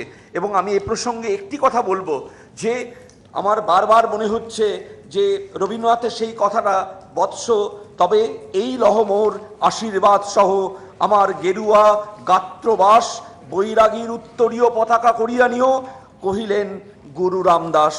আসলে আমরা বারবার যেটা বলি যে কবির কথায় যে ভারত আবার জগৎ সভায় শ্রেষ্ঠ আসন লবে, ধর্মে মহান হবে, কর্মে মহান হবে, দুটি কথা কিন্তু পাশাপাশি সমান গুরুত্বের সঙ্গে পরিবেশন করা হয়েছে। আমি জানি না যারা ভারতবর্ষে বলেন যে যোগীর রাজ্যে যোগের চর্চা হয়, তারা ভুলে গেছেন যে পতঞ্জলির অনুবাদ করেছিলেন আলবেরুনি 1017 সালে, এবং সেই কিতাব পতঞ্জলি নামে সেই বইটি আজকে দুর্লভ বইয়ে রূপান্তরিত হয়েছে। তারা ভুলে যান 1650 খ্রিস্টাব্দে দারাশিকো তার অনুবাদ করেছেন দুটি ভারত আমাদের দেশের গ্রন্থের, একটি হচ্ছে গীতা, আরেকটি হচ্ছে যোগ বাশিষ্ঠ, এবং ফরাসিতে অনুবাদ করা হয়েছিল। তারা ভুলে যান যে সুপ্রিম কোর্ট 2012 সালে রায় দিয়েছে যে যে স্লটার হাউসগুলো সেগুলো স্থানান্তর এবং আধুনিকীকরণ করা হোক। তারা ভুলে যান, কারণ তাদের মনে হয় না, অনেকেই আসলে আমরা বাংলাদেশে অনেকেই একটু বিপ্লবী, তাই চীনের ধর্মীয় গোড়ামি রুখতে এখন ফরমান হয় যে বোরখা আর পরা যাবে না, প্রকাশ্যে বেশি বড় দাড়ি রাখা যাবে না, কারণ এটা চীন থেকে প্রকাশিত হয়। আসলে মার্কস তো বলা যেতে পারে যে মাও সেতুং তা লিউ সাওচিকে বন্দি করে জীবনের শেষ দশায় তাকে উদ্ধার করতে নেমেছিলেন।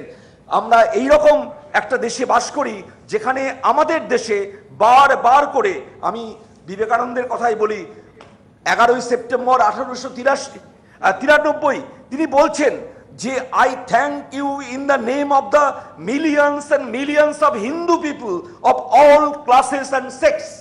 পরিষ্কার এখানে বলেছেন ভারতীয়ত্ব বলতে এই হিন্দুত্ব সংকীর্ণতার হিন্দু নয়, এই হিন্দুত্ব বহুত্ববাদের, যেটা বারবার বলা হচ্ছে যে আমরা যে এই ভারতবর্ষে এখন দেখছি যে 2012 সুপ্রিম কোর্টের যে রায় 2016 3 তালাকের বিরুদ্ধে 10 লক্ষ মহিলা স্বাক্ষর করেছে এবং সেই হলফনামা সুপ্রিম কোর্টে জমা পড়ছে।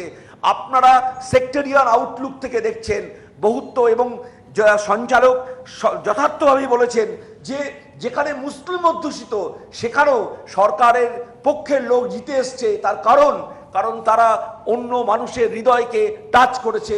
আমাদের বহুত্ববাদের মধ্যে আমরা মনে করি যে ভারতবর্ষে যারা বলছেন যে, আমি একটা দুটো পরিসংখ্যান বলবো, যে ওম প্রকাশ দা বারবার বলছেন 2012-13 আপনার রেভিনিউ ডেফিসিট যখন ছিল 3.7%, সেটা এখন নেমে এসছে 1.9%। ফিসকাল ডেফিসিট যখন আপনাদের সময় 4.9% ছিল, সেটা এখন 3.2% এসছে। ইন্ডাস্ট্রিয়াল গ্রোথ রেট যখন আপনাদের 12-13-তে 1.1% ছিল, সেটা 5.7% হয়েছে। সার্ভিস সেক্টর গ্রোথ রেট আপনাদের 7.8% থেকে 8.9% হয়েছে।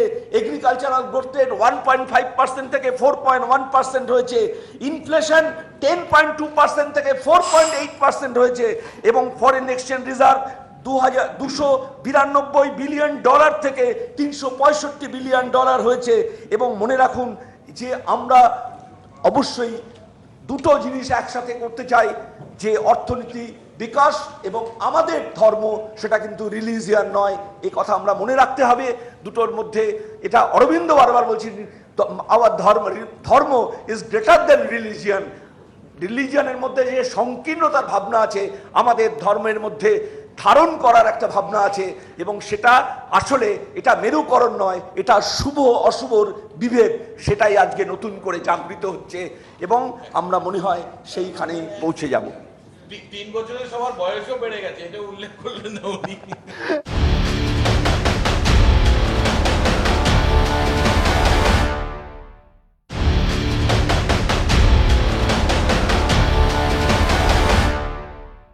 আমি ওপেন ফোরামের আগে শুধু একটা জিনিস উল্লেখ করতে চাইবো, সে আমি প্রস্তাবের বিপক্ষে যারা বলছেন, প্রথম শ্রমিক এবং শেষ বক্তা পঙ্কজ বাবু দুজনেই বহুত্ববাদের কথা বললেন, আমার খুব ভালো লাগলো।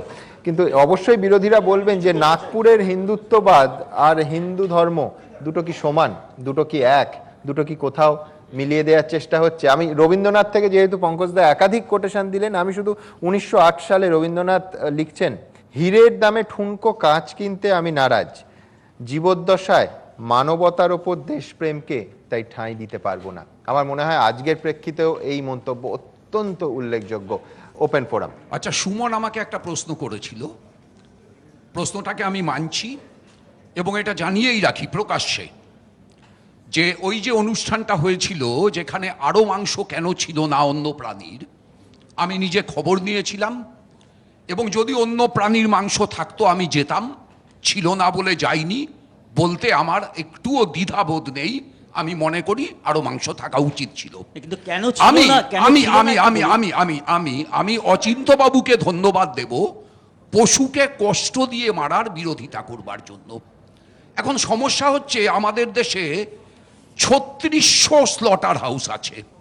অচিন্ত্যবাবু নিশ্চয়ই জানেন মাত্র 24টা প্ল্যান্ট হচ্ছে আধুনিক।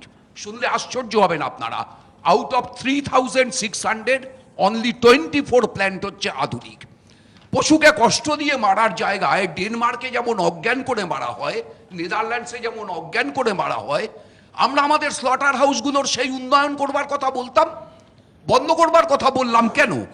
আমি অবশ্যই মোহিত রায়কে ধন্যবাদ দেব, তিনি বারবার একটি বিশেষ সম্প্রদায় উল্লেখ করেছেন। এখন একটি বিশেষ সম্প্রদায় বলতে এটা কারো বুঝতে অসুবিধা হয়নি, তিনি মুসলমান সম্প্রদায়ের কথা বলেছেন। আচ্ছা, একটা সহজ কথা বলুন তো আমাকে, একটা সহজ কথা আমি একটা করে পয়েন্ট বলবো সবার। একটা সহজ কথা বলুন তো আমাকে, ইসলামের জন্ম, আরে 10 তারিখ আর শুন বলতে দাও না, ইসলামের জন্ম তো আরবে, মক্কা থেকে মদিনা, গরু পাওয়া যেত সেখানে। এখনো পৃথিবীতে সংখ্যাতত্ত্বের হিসেব দিলে মুসলমানদের চাইতে খ্রিস্টানরা বেশি গরু খায়, কারণ খ্রিস্টানরা ঠান্ডার দেশে থাকে, মুসলমানরা গরমের দেশে থাকে। জেনে আসুন। আমি পঙ্কজ বাবুকেও ধন্যবাদ দেব, তিনি সম্মিলনের সংস্কৃতির কথা কিছুটা হলেও বলেছেন। এবং উন্নয়নের অনেকগুলো তথ্যও দিয়েছেন। সমস্যা হচ্ছে এই যে বিকাশ পুরুষের আচ্ছে দিন যমুনার নোংরা জলে ভেসে গেছে অনেক দিন, তাই আবার সেই গরুরই প্রীতিমা পণ্যে প্রিয়ন্তে সর্বজনতা।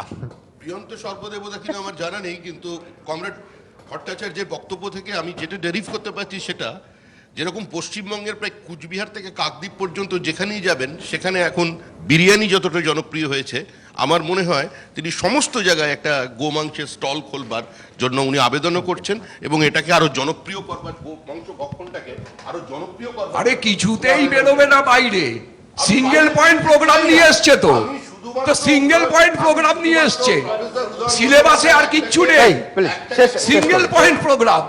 ওই জন্য পার্টিটা বাড়ছে, ওই জন্য বাড়ছে পূর্ব থেকে পশ্চিম। এখন মোটামুটি এই টিভির পর্দায় আরে 88 থেকে 2 হয়েছিল তো, 88 থেকেই তো 2 হয়েছিলেন, 88 থেকেই 2 হয়েছিল। এবার বলতে দিন, এবার ওনাকে বলতে দিন।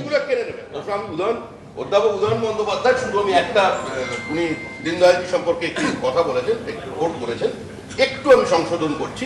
উনি এটা, সেটা হচ্ছে জাতীয়তাবাদের আগে একটা শব্দ ছিল উগ্র জাতীয়তাবাদ। আজকে এই যে আলোচনাটা চলছে, এই আলোচনার মধ্যে সবচেয়ে বড় বিচক্ষণতা এটা। আমি একটা কথা আপনাকে বলছি, দীনদয়ালজির ইন্টিগ্রাল হিউম্যানিজমে ঠিক এই লাইনটাই লেখা আছে। আমি আবার বলছি, nationalism poses a threat to world civilisation.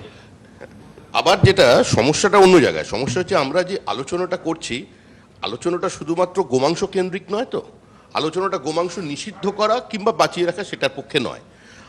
তোমরা একটা ঠিক করে দিয়েছো। আলোচনাটা 3 তালাক নিয়েও নয়, কিন্তু 3 তালাক ছাড়া নিজেদের সেভ করবার আর কোনো পথ পেলেন না। আমি দেখলাম যে সমস্ত রুচির বাইরে গিয়ে এটা আমি খুব শকড হলাম যে আজকে প্রধানমন্ত্রী সম্পর্কে অন্তত ওম প্রকাশ দা যে ভাষা ব্যবহার করলেন, নপুংসকের সরকার বললেন, এই সমস্ত বিষয়গুলি আমি ওনার থেকে আমি যথেষ্ট শকড এই শব্দে। আর আমি এটা বলছি, এটা এই ধরনের কংগ্রেস ভাষা টাষা ব্যবহার করছে আর এত সুন্দর বিচক্ষণতার সঙ্গে করছে, এই জন্যই ওদের 7টা আসন দিয়ে উত্তরপ্রদেশের মানুষ বিশ্রামে পাঠিয়েছেন গবেষণা করবার জন্য। এরা সবাই এখানে বক্তৃতা করছেন, যে সমস্ত ইস্যুগুলোকে সারফেস করতে চেয়েছেন, সেই ডিমনিটাইজেশন থেকে শুরু করে ভারতবর্ষের সমস্ত প্রজেক্টকে সামনে রেখে ঐক্যবদ্ধভাবে সমস্ত সাংবাদিক কুলের একাংশকে নিয়ে নির্বাচনে প্রতিদ্বন্দ্বিতা করেছিলেন, কিন্তু সংঘবদ্ধভাবে মানুষ নরেন্দ্র মোদীর পক্ষে রায় দিয়েছেন, তার এজেন্ডার পক্ষে রায় দিয়েছেন, বিজেপির ম্যানিফেস্টোর পক্ষে রায় দিয়েছেন। আর আপনি যেটা বলছেন যে যেটা রবীন্দ্রনাথের কথা বারবার বিবেকানন্দের কথা বলছেন, দেখুন সিঙ্গেল একটা কোটেশন ওটা কেন বললেন না, whenever a dog of our country has been hungry, our religion is ready to feed him। আর একটি কথা বলে আমি শেষ করব, ভারতবর্ষে 2টি মত চিরকাল ছিল। এখানে যেমন অবাং মনুষ্য গোচর ব্রহ্মকে বলা হয়েছে, তার পাশাপাশি এটাও বলা হয়েছিল অন্নং ব্রহ্ম অন্নং বহুকুর্বিত।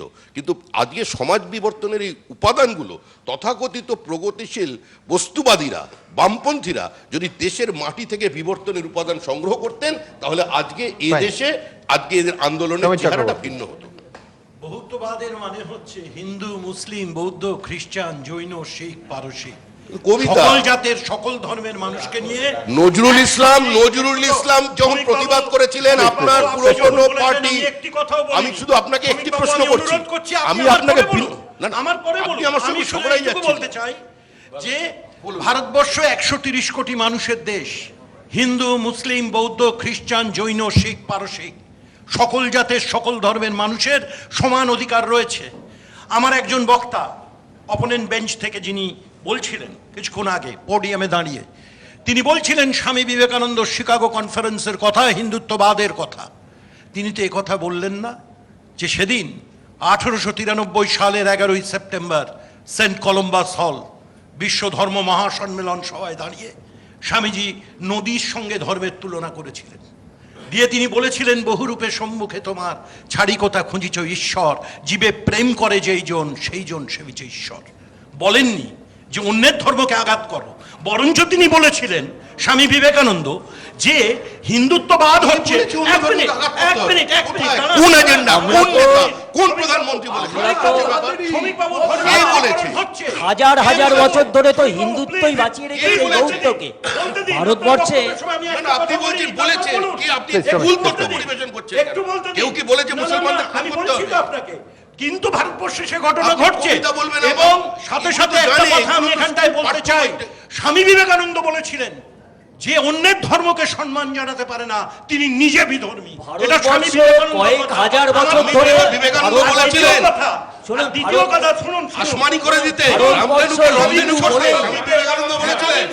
স্বামী বিবেকানন্দ ইমাম মুয়াজ্জিমের ভাতা দিতে বলেছিলেন। শ্রমিকবাবু, স্বামী বিবেকানন্দ থামিয়ে দেওয়ার দুর্গা দেবেন পুজোর না। প্রশাসন বন্ধ করতে বলেছিলেন। প্লিজ একবারে শোনা যাবে না। বলতে দিন। একটা বক্তব্য আপনি যখন কথা বলেছেন আমি একটি কথাও বলিনি, আমি শুনছিলাম।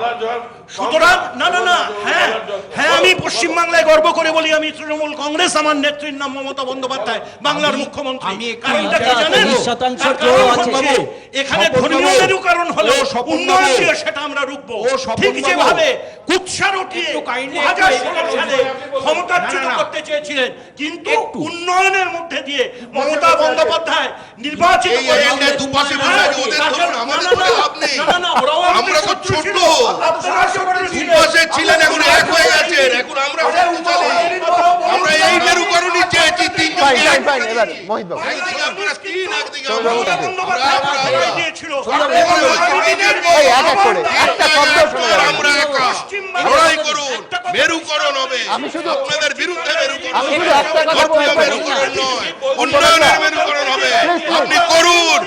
নজরুল ইসলামকে কেন তাড়িয়েছিলেন কংগ্রেসরা বলুন? ধর্মীয় মেরুকরণ নয়। আরে সমীর বাবু, না না আমি রায় বুঝলাম। মানুষ রায় দিয়েছে নরেন্দ্র মোদীকে। এক সেকেন্ড। ডিমনিটাইজেশনের পক্ষে রায় দিয়েছে। উন্নয়ন দিয়ে রুখবেন মমতা আমার বন্দ্যোপাধ্যায়। উত্তরাখণ্ডের মানুষ রায় দিয়েছে, উড়িষ্যার মানুষ রায় দিয়েছে, মহারাষ্ট্রের মানুষ একটা রায় শব্দ দিয়েছে, আপনাদের শোনা যাচ্ছে না, শুধু শুধু গলা ফাটাচ্ছেন। নরেন্দ্র মোদী সমীর বাবু একটা শব্দ আর শোনা যাচ্ছে না। বিজেপি দর্শক শুনতে পাচ্ছেন না, কার জন্য বলছো তুমি? বহুত্ববাদ জিন্দাবাদ, উন্নয়ন হ্যাঁ, জিন্দাবাদ। খুব ভালো। বহুত্ববাদের মানে কিন্তু সবাইকে নিয়ে সমীর চলা, বাবু, সমীর নানা বাবু, ভাষা, নানা আ- মত, আমি- নানা পরিধান। সেটার ফাইন, জন্যই ফাইন, হিন্দুত্ব দরকার, সেটাই হিন্দুত্ব। কাউকে বাদ আপনার দিয়ে কথা নয়, নেই সমীর হিন্দুত্ব। বাবু। কাউকে বাদ দিয়ে আপনি নয়। হিন্দুত্বের কথা এইটা আমি বলছেন, বলছি। আপনি হিন্দুত্বের কথা একদম না, বলছেন, নিশ্চয়ই। আপনি আচ্ছা, বিবেকানন্দের please। কথা বলছেন, ওটাই এবার আমার হিন্দুত্ব। intervene করতে হবে। ওই হিন্দুত্বের কথাই আমরা বলছি। অডিও অফ করে দিতে হবে, কিছু ওটাই হবে না। হিন্দুত্ব। আপনার কথাই আমাদের তাই তো, কথা। বন্ধ। সমীর, আপনার সমীর। স্লোগান আমাদের আমাদের সমীর এক এক করে আমার সঙ্গে ওম প্রকাশ দা ওম প্রকাশ দা হ্যাঁ, শ্রমিক তো বলতেই কারোর কথাই শোনা যাবে না। ভারতীর মতো সাহায্য করেছি। হ্যাঁ প্লিজ, না না আমরা আমরা এবিপি আনন্দ বহুত্ববাদে বিশ্বাসী, কিন্তু এই বহুত্ববাদে নয় যেটা দর্শক একটা শব্দ শুনতে পাবে না। আমরা আমরা একটা বাক্য আমি ভারতবর্ষে আপনার কাছে আসবো fine. আমরা Please, এক এক করে। ভারতবর্ষে কয়েক হাজার বছর ধরে বহুত্ববাদ যে বেঁচে রয়েছে, যারা মূল ভারতীয় সংস্কৃতির থেকে বেরিয়ে যাচ্ছে, যেমন ধরুন মূল ভারতীয় সংস্কৃতি থেকে পাকিস্তান বেরিয়ে গেছে, সেখানে আর বহুত্ববাদ নেই। আজ বাংলাদেশ বেরিয়ে গেছে, বহুত্ববাদ নেই। আমরা না না শুনুন শুনুন, না না না, ভারতীয় দেশভাগের সঙ্গে কিছু নেই। আপনি তো শুনুন, আপনি তো সভ্যতা আর ওরা ভারত থেকে বেরিয়েছে মানে কি? বলতে দিন। ভারত ভাগ হয়েছে। ওরা ভারত থেকে বেরিয়েছে, ইতিহাসের বন্ধ। না না না না, আপনি তো বুঝতেই ভারত পারছেন ভাগ না হয়েছে। বিষয়টা। আপনি বোঝেন না। ভাগ আপনি হয়েছে। শুনুন, আপনি দেশ একেবারেই আপনি irrelevant কথা বলছেন। দেশ দেশ আর ভাগ হয়ে সভ্যতা গেছে। বোঝেন না। তারপরেরটা বলুন। আমি সভ্যতার স্বাধীন কথা ভারতবর্ষের বলছি। কথা বলুন। ওম প্রকাশ মিশ্র, আমি দেশের কথা মহিলা বলছি না, বলতে দিন। আমি দেশের কথা বলছি না, হয়েছে। আমি সভ্যতার কথা বলছি। আচ্ছা, ভালো। হাজার হাজার বছর ধরে আমরা এই বহুত্ববাদের সভ্যতা বাঁচিয়ে রেখেছি। আমি কারণ এটা আমি হিন্দুত্বের একমত। সভ্যতা, হিন্দুত্ব ভারতীয়ত্বই একমাত্র এই একমত, বহুত্ববাদকে আমি বাঁচিয়ে একমত, রেখেছে। একমত। আপনাদের ওই ইসলামী বা এ হলে একদিনও থাকবে না। এটাই হচ্ছে বহুত্ববাদ। এবং আমাদের এই জন্যই মিজোরাম থেকে না না, আপনারা কি এই উপনিষদের আমার আমার আমি কথা দেন। এই তো আমরা, আপনারা তো আমি communal আপনার সঙ্গে party। এবার আপনারা তো ইমামরা আবার বেড়ান, আসবো। ইমাম করে ঘুরে বেড়ান। আমি আপনার সঙ্গে একমত, সভ্যতার পক্ষে থাকতে হবে, অসভ্যতা করবেন না, ঠিক আছে? কে অসভ্যতা করছে? আমি কাকে অসভ্যতা করবেন না বলছেন? এইবার- এই সমস্ত এইবার কথা আমার বলার যেটা সাহস প্রশ্ন, কোথা থেকে আপনার? আমাকে বলতে দাও। আপনি- আপনি শুনে এরকম হচ্ছে, আলোচনায় এসব কথা বলেন তুমি না। জিজ্ঞেস করলে, আপনি অসভ্যতা তুমি করবেন জিজ্ঞেস না। করলে আপনি সভ্যতা যে শিখুন, কোন হিন্দুদের জেলাতে পক্ষে। কারা কত ভোট দিয়েছে, একটা শ্রমিক বলছিল পন্ডিচেরিতে 0, তামিলনাড়ুতে 0, তাতে কি পশ্চিমবঙ্গে হচ্ছে? 3, আমাদের কেরালাতে 1, আমাদের এগুলি কারা হরিয়ানা, কার ভোট? আমাদের দিল্লিতে 3, আমাদের শুনে না, আমাদের আমাদের আমাদের 16টা বড় রাজ্য, আমাদের অবশ্যই ইমপ্রুভ রাজ্য করবে। শূন্য, ওইসব বলার সেকেন্ডলি কারণ। হচ্ছে শোনো, তোমাকে সুমন তোমাকে বলেছি কিনা তুমি বিচক্ষণ? কিন্তু তুমি মনে হয় যে সত্যি সত্যি বিচক্ষণ, বোঝাই যাচ্ছে যে আমরা জিতেছি, কিন্তু তুমি তো ঘোষণা করবে না। তার কারণটা হচ্ছে নরেন্দ্র মোদী যেভাবে আর কি গোটা ভারতবর্ষে আপনারা জিতেছেন কিনা জানি না, আমি বুঝতে পারছি যে সংসদের স্পিকারের কি অবস্থা হয়। স্পিকার, আমি একটা কথা বলবো, মানে 8 জনকে নিয়ে আমার যদি এই অবস্থা হয়, স্পিকার সাহেবের কি অবস্থা হয়? না না, স্পিকার মহোদয়ের কি অবস্থা হয়? তোমার টপিক কি ছিল? যে বিকাশ দাদা, আমরা বেঙ্গলে বলি উন্নয়ন দিদি, এই বিকাশ দাদা, উন্নয়ন দিদি, এখানে একটু আলাদা রকম ভাবে বিন্যাস হলেও পার্লামেন্টে কিন্তু একসঙ্গে আছে, পার্লামেন্টে কিন্তু একসঙ্গে দেশের মানুষ দিয়েছে, ছত্তিশগড়ে দিয়েছে, মহারাষ্ট্রে দিয়েছে, পাঞ্জাবেও দিয়েছে। তার ফলে কোন রাজ্যে কত ভোট সেটা আলোচনা করতে রাজি আছে। সেটাই বলতে চাইছি। গুলিয়ে গেছে ব্যাপারটা। উন্নয়নটা ছেড়ে ধর্মের দিকে চলে যাবেন না, গুলিয়ে দিচ্ছেন। উন্নয়নটা করুন, কৃষি এই ক্যাকোফনি আমি দর্শকদের আর বিন্দু মাত্র বিব্রত করতে চাই না। আমি বলছি এই ক্যাকোফনি অবশ্যই সংসদে আপনারা পান এবং এবিপি আনন্দের অনুষ্ঠানে মঞ্চ পান। আমি শুধু এই অনুষ্ঠান শেষ করতে চাই, আপনারা দয়া করে যদি থামেন, এই বেচারা সঞ্চালক অনুষ্ঠানটা শেষ করতে পারে। তোমার এটা জানা নেই, যারা এই স্লোগান দিয়েছিল তারা চমৎকার, এখনো গ্রেফতার হয়নি। খুব ভালো, কেন গ্রেফতার হয়নি? নরেন্দ্র মোদী চমৎকার। আমি পঙ্কজ বাবু, আচ্ছা ধন্যবাদ বললে থামবেন আপনারা? আচ্ছা ধন্যবাদ বললে থামবে? ইস্যুটা হচ্ছে যে নরেন্দ্র মোদী সরকার তাকে সরিয়ে দিয়ে এখন একই বিরুদ্ধে দুটি কুসুম, এই দ্বিচারিতার বিরুদ্ধে মানুষ রায় দেবে। এই দ্বিচারিতার বিরুদ্ধে আপনাদের অসংখ্য ধন্যবাদ, সবাই ধন্যবাদ দিচ্ছি, প্রগতি হবে না। ধন্যবাদ দিলাম, ধন্যবাদ। এই জন্য এতগুলো ধন্যবাদ দিলাম যে এতক্ষণ রবীন্দ্রনাথ, বিবেকানন্দ, সিপিএম কেও ধন্যবাদ দিলাম, সিপিএমকেও ধন্যবাদ। বীর সাভারকারের কথা শুনবেন না, আমি শুনবেন, সাভারকারের কথা শুনবেন। তন্ময়বাবু আপনি দয়া করে পরের নির্বাচনে মানুষকে শোনাবেন। সিপিএম বীর সাভারকার বলছে, আমার কিছু বলার নেই। বীর সাভারকার বলছে গরু ঈশ্বর নন। আচ্ছা রাজনীতিবিদরা ধন্যবাদ দিলেও থামবেন না। প্রাণী, আমাদের গো পূজায় ধ্যান না দিয়ে গরুর বংশবৃদ্ধি ও স্বাস্থ্যকর পরিমাণে মনোযোগী হওয়া উচিত। বীর সাভারকার বলছে, সমীর ভট্টাচার্য বলছে না, মোহিত রায় বলছে না, পঙ্কজ রায় বলছে না, বীর সাভারকার বলছে। ওরা জেনে কুণ্ডুপাত করে এইসব বলছে বলে ওদের কর্মীরা গুলিয়ে ফেলেছে। বসুন। অনেক ধন্যবাদ অচিন্ত্যবাবু, আমার সময় একেবারে শেষ। আমি শুধু এইটুকু, আমরা একটা বিতর্ক সভা করার চেষ্টা করেছিলাম, শেষ পর্যন্ত কি হয়েছে সেটা আপনারা বিচার করবেন। জিত এবং হার একেবারে আপনাদের সামনে, আমরা আপনাদের বিচারের জন্য ছেড়ে দিলাম। অচিন্ত্যবাবু অসংখ্য ধন্যবাদ। এবার আমাকে বলতেই হবে, নজরুলের কথা এতবার বললো, আমার মনে হলো যে এই বিতর্ক সভার নজরুলের একটি বাক্য দিয়ে শেষ করা যায়। সেটা হচ্ছে, না একটু ভুল বলনি, মন দিয়ে শুনুন, আমার মনে হয় এই পুরো গত 15 মিনিটের জিস্ট আপনারা পেয়ে যাবেন। আলো নিয়ে কখনো ঝগড়া করে না মানুষে, কিন্তু গরু ছাগল নিয়ে করে। আমার মনে হয় যে এইখান থেকে 2022 হোক কিংবা 2017 হোক, 2018 হোক, 19 হোক, আমাদের যেন উত্তরণ হয়। আমি মনে করছি যে পুরোটা এই কাজিয়া ঝগড়ার বাইরে সত্যি আমরা যেন ভারতবর্ষে সেই শিক্ষার আলো, সেই সভ্যতার আলো, সেই স্বাধিকারের আলো এবং অধিকারের আলো নেবে আসতে পারে। এবং সেই ক্ষেত্রটা আমরা অবশ্যই মঞ্চের ওপর যারা আছেন, যারা কোটি কোটি মানুষ টেলিভিশন সেটের সামনে দেখছেন, তারা সেই আলোর শরিক হতে পারেন। এইটুকুই বলা। ধন্যবাদ।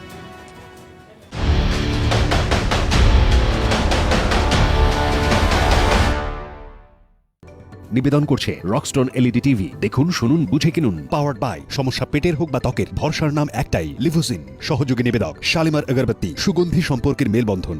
Fight against thalassemia, an initiative. 4টে রাজ্যে 18টি স্টোর, স্টাইল বাজার, চৈত্র সেলে আপ টু 50% ছাড়। SIHM কল্যাণী হোটেল ম্যানেজমেন্ট কোর্সে নিশ্চিত চাকরির একমাত্র নির্ভরযোগ্য প্রতিষ্ঠান।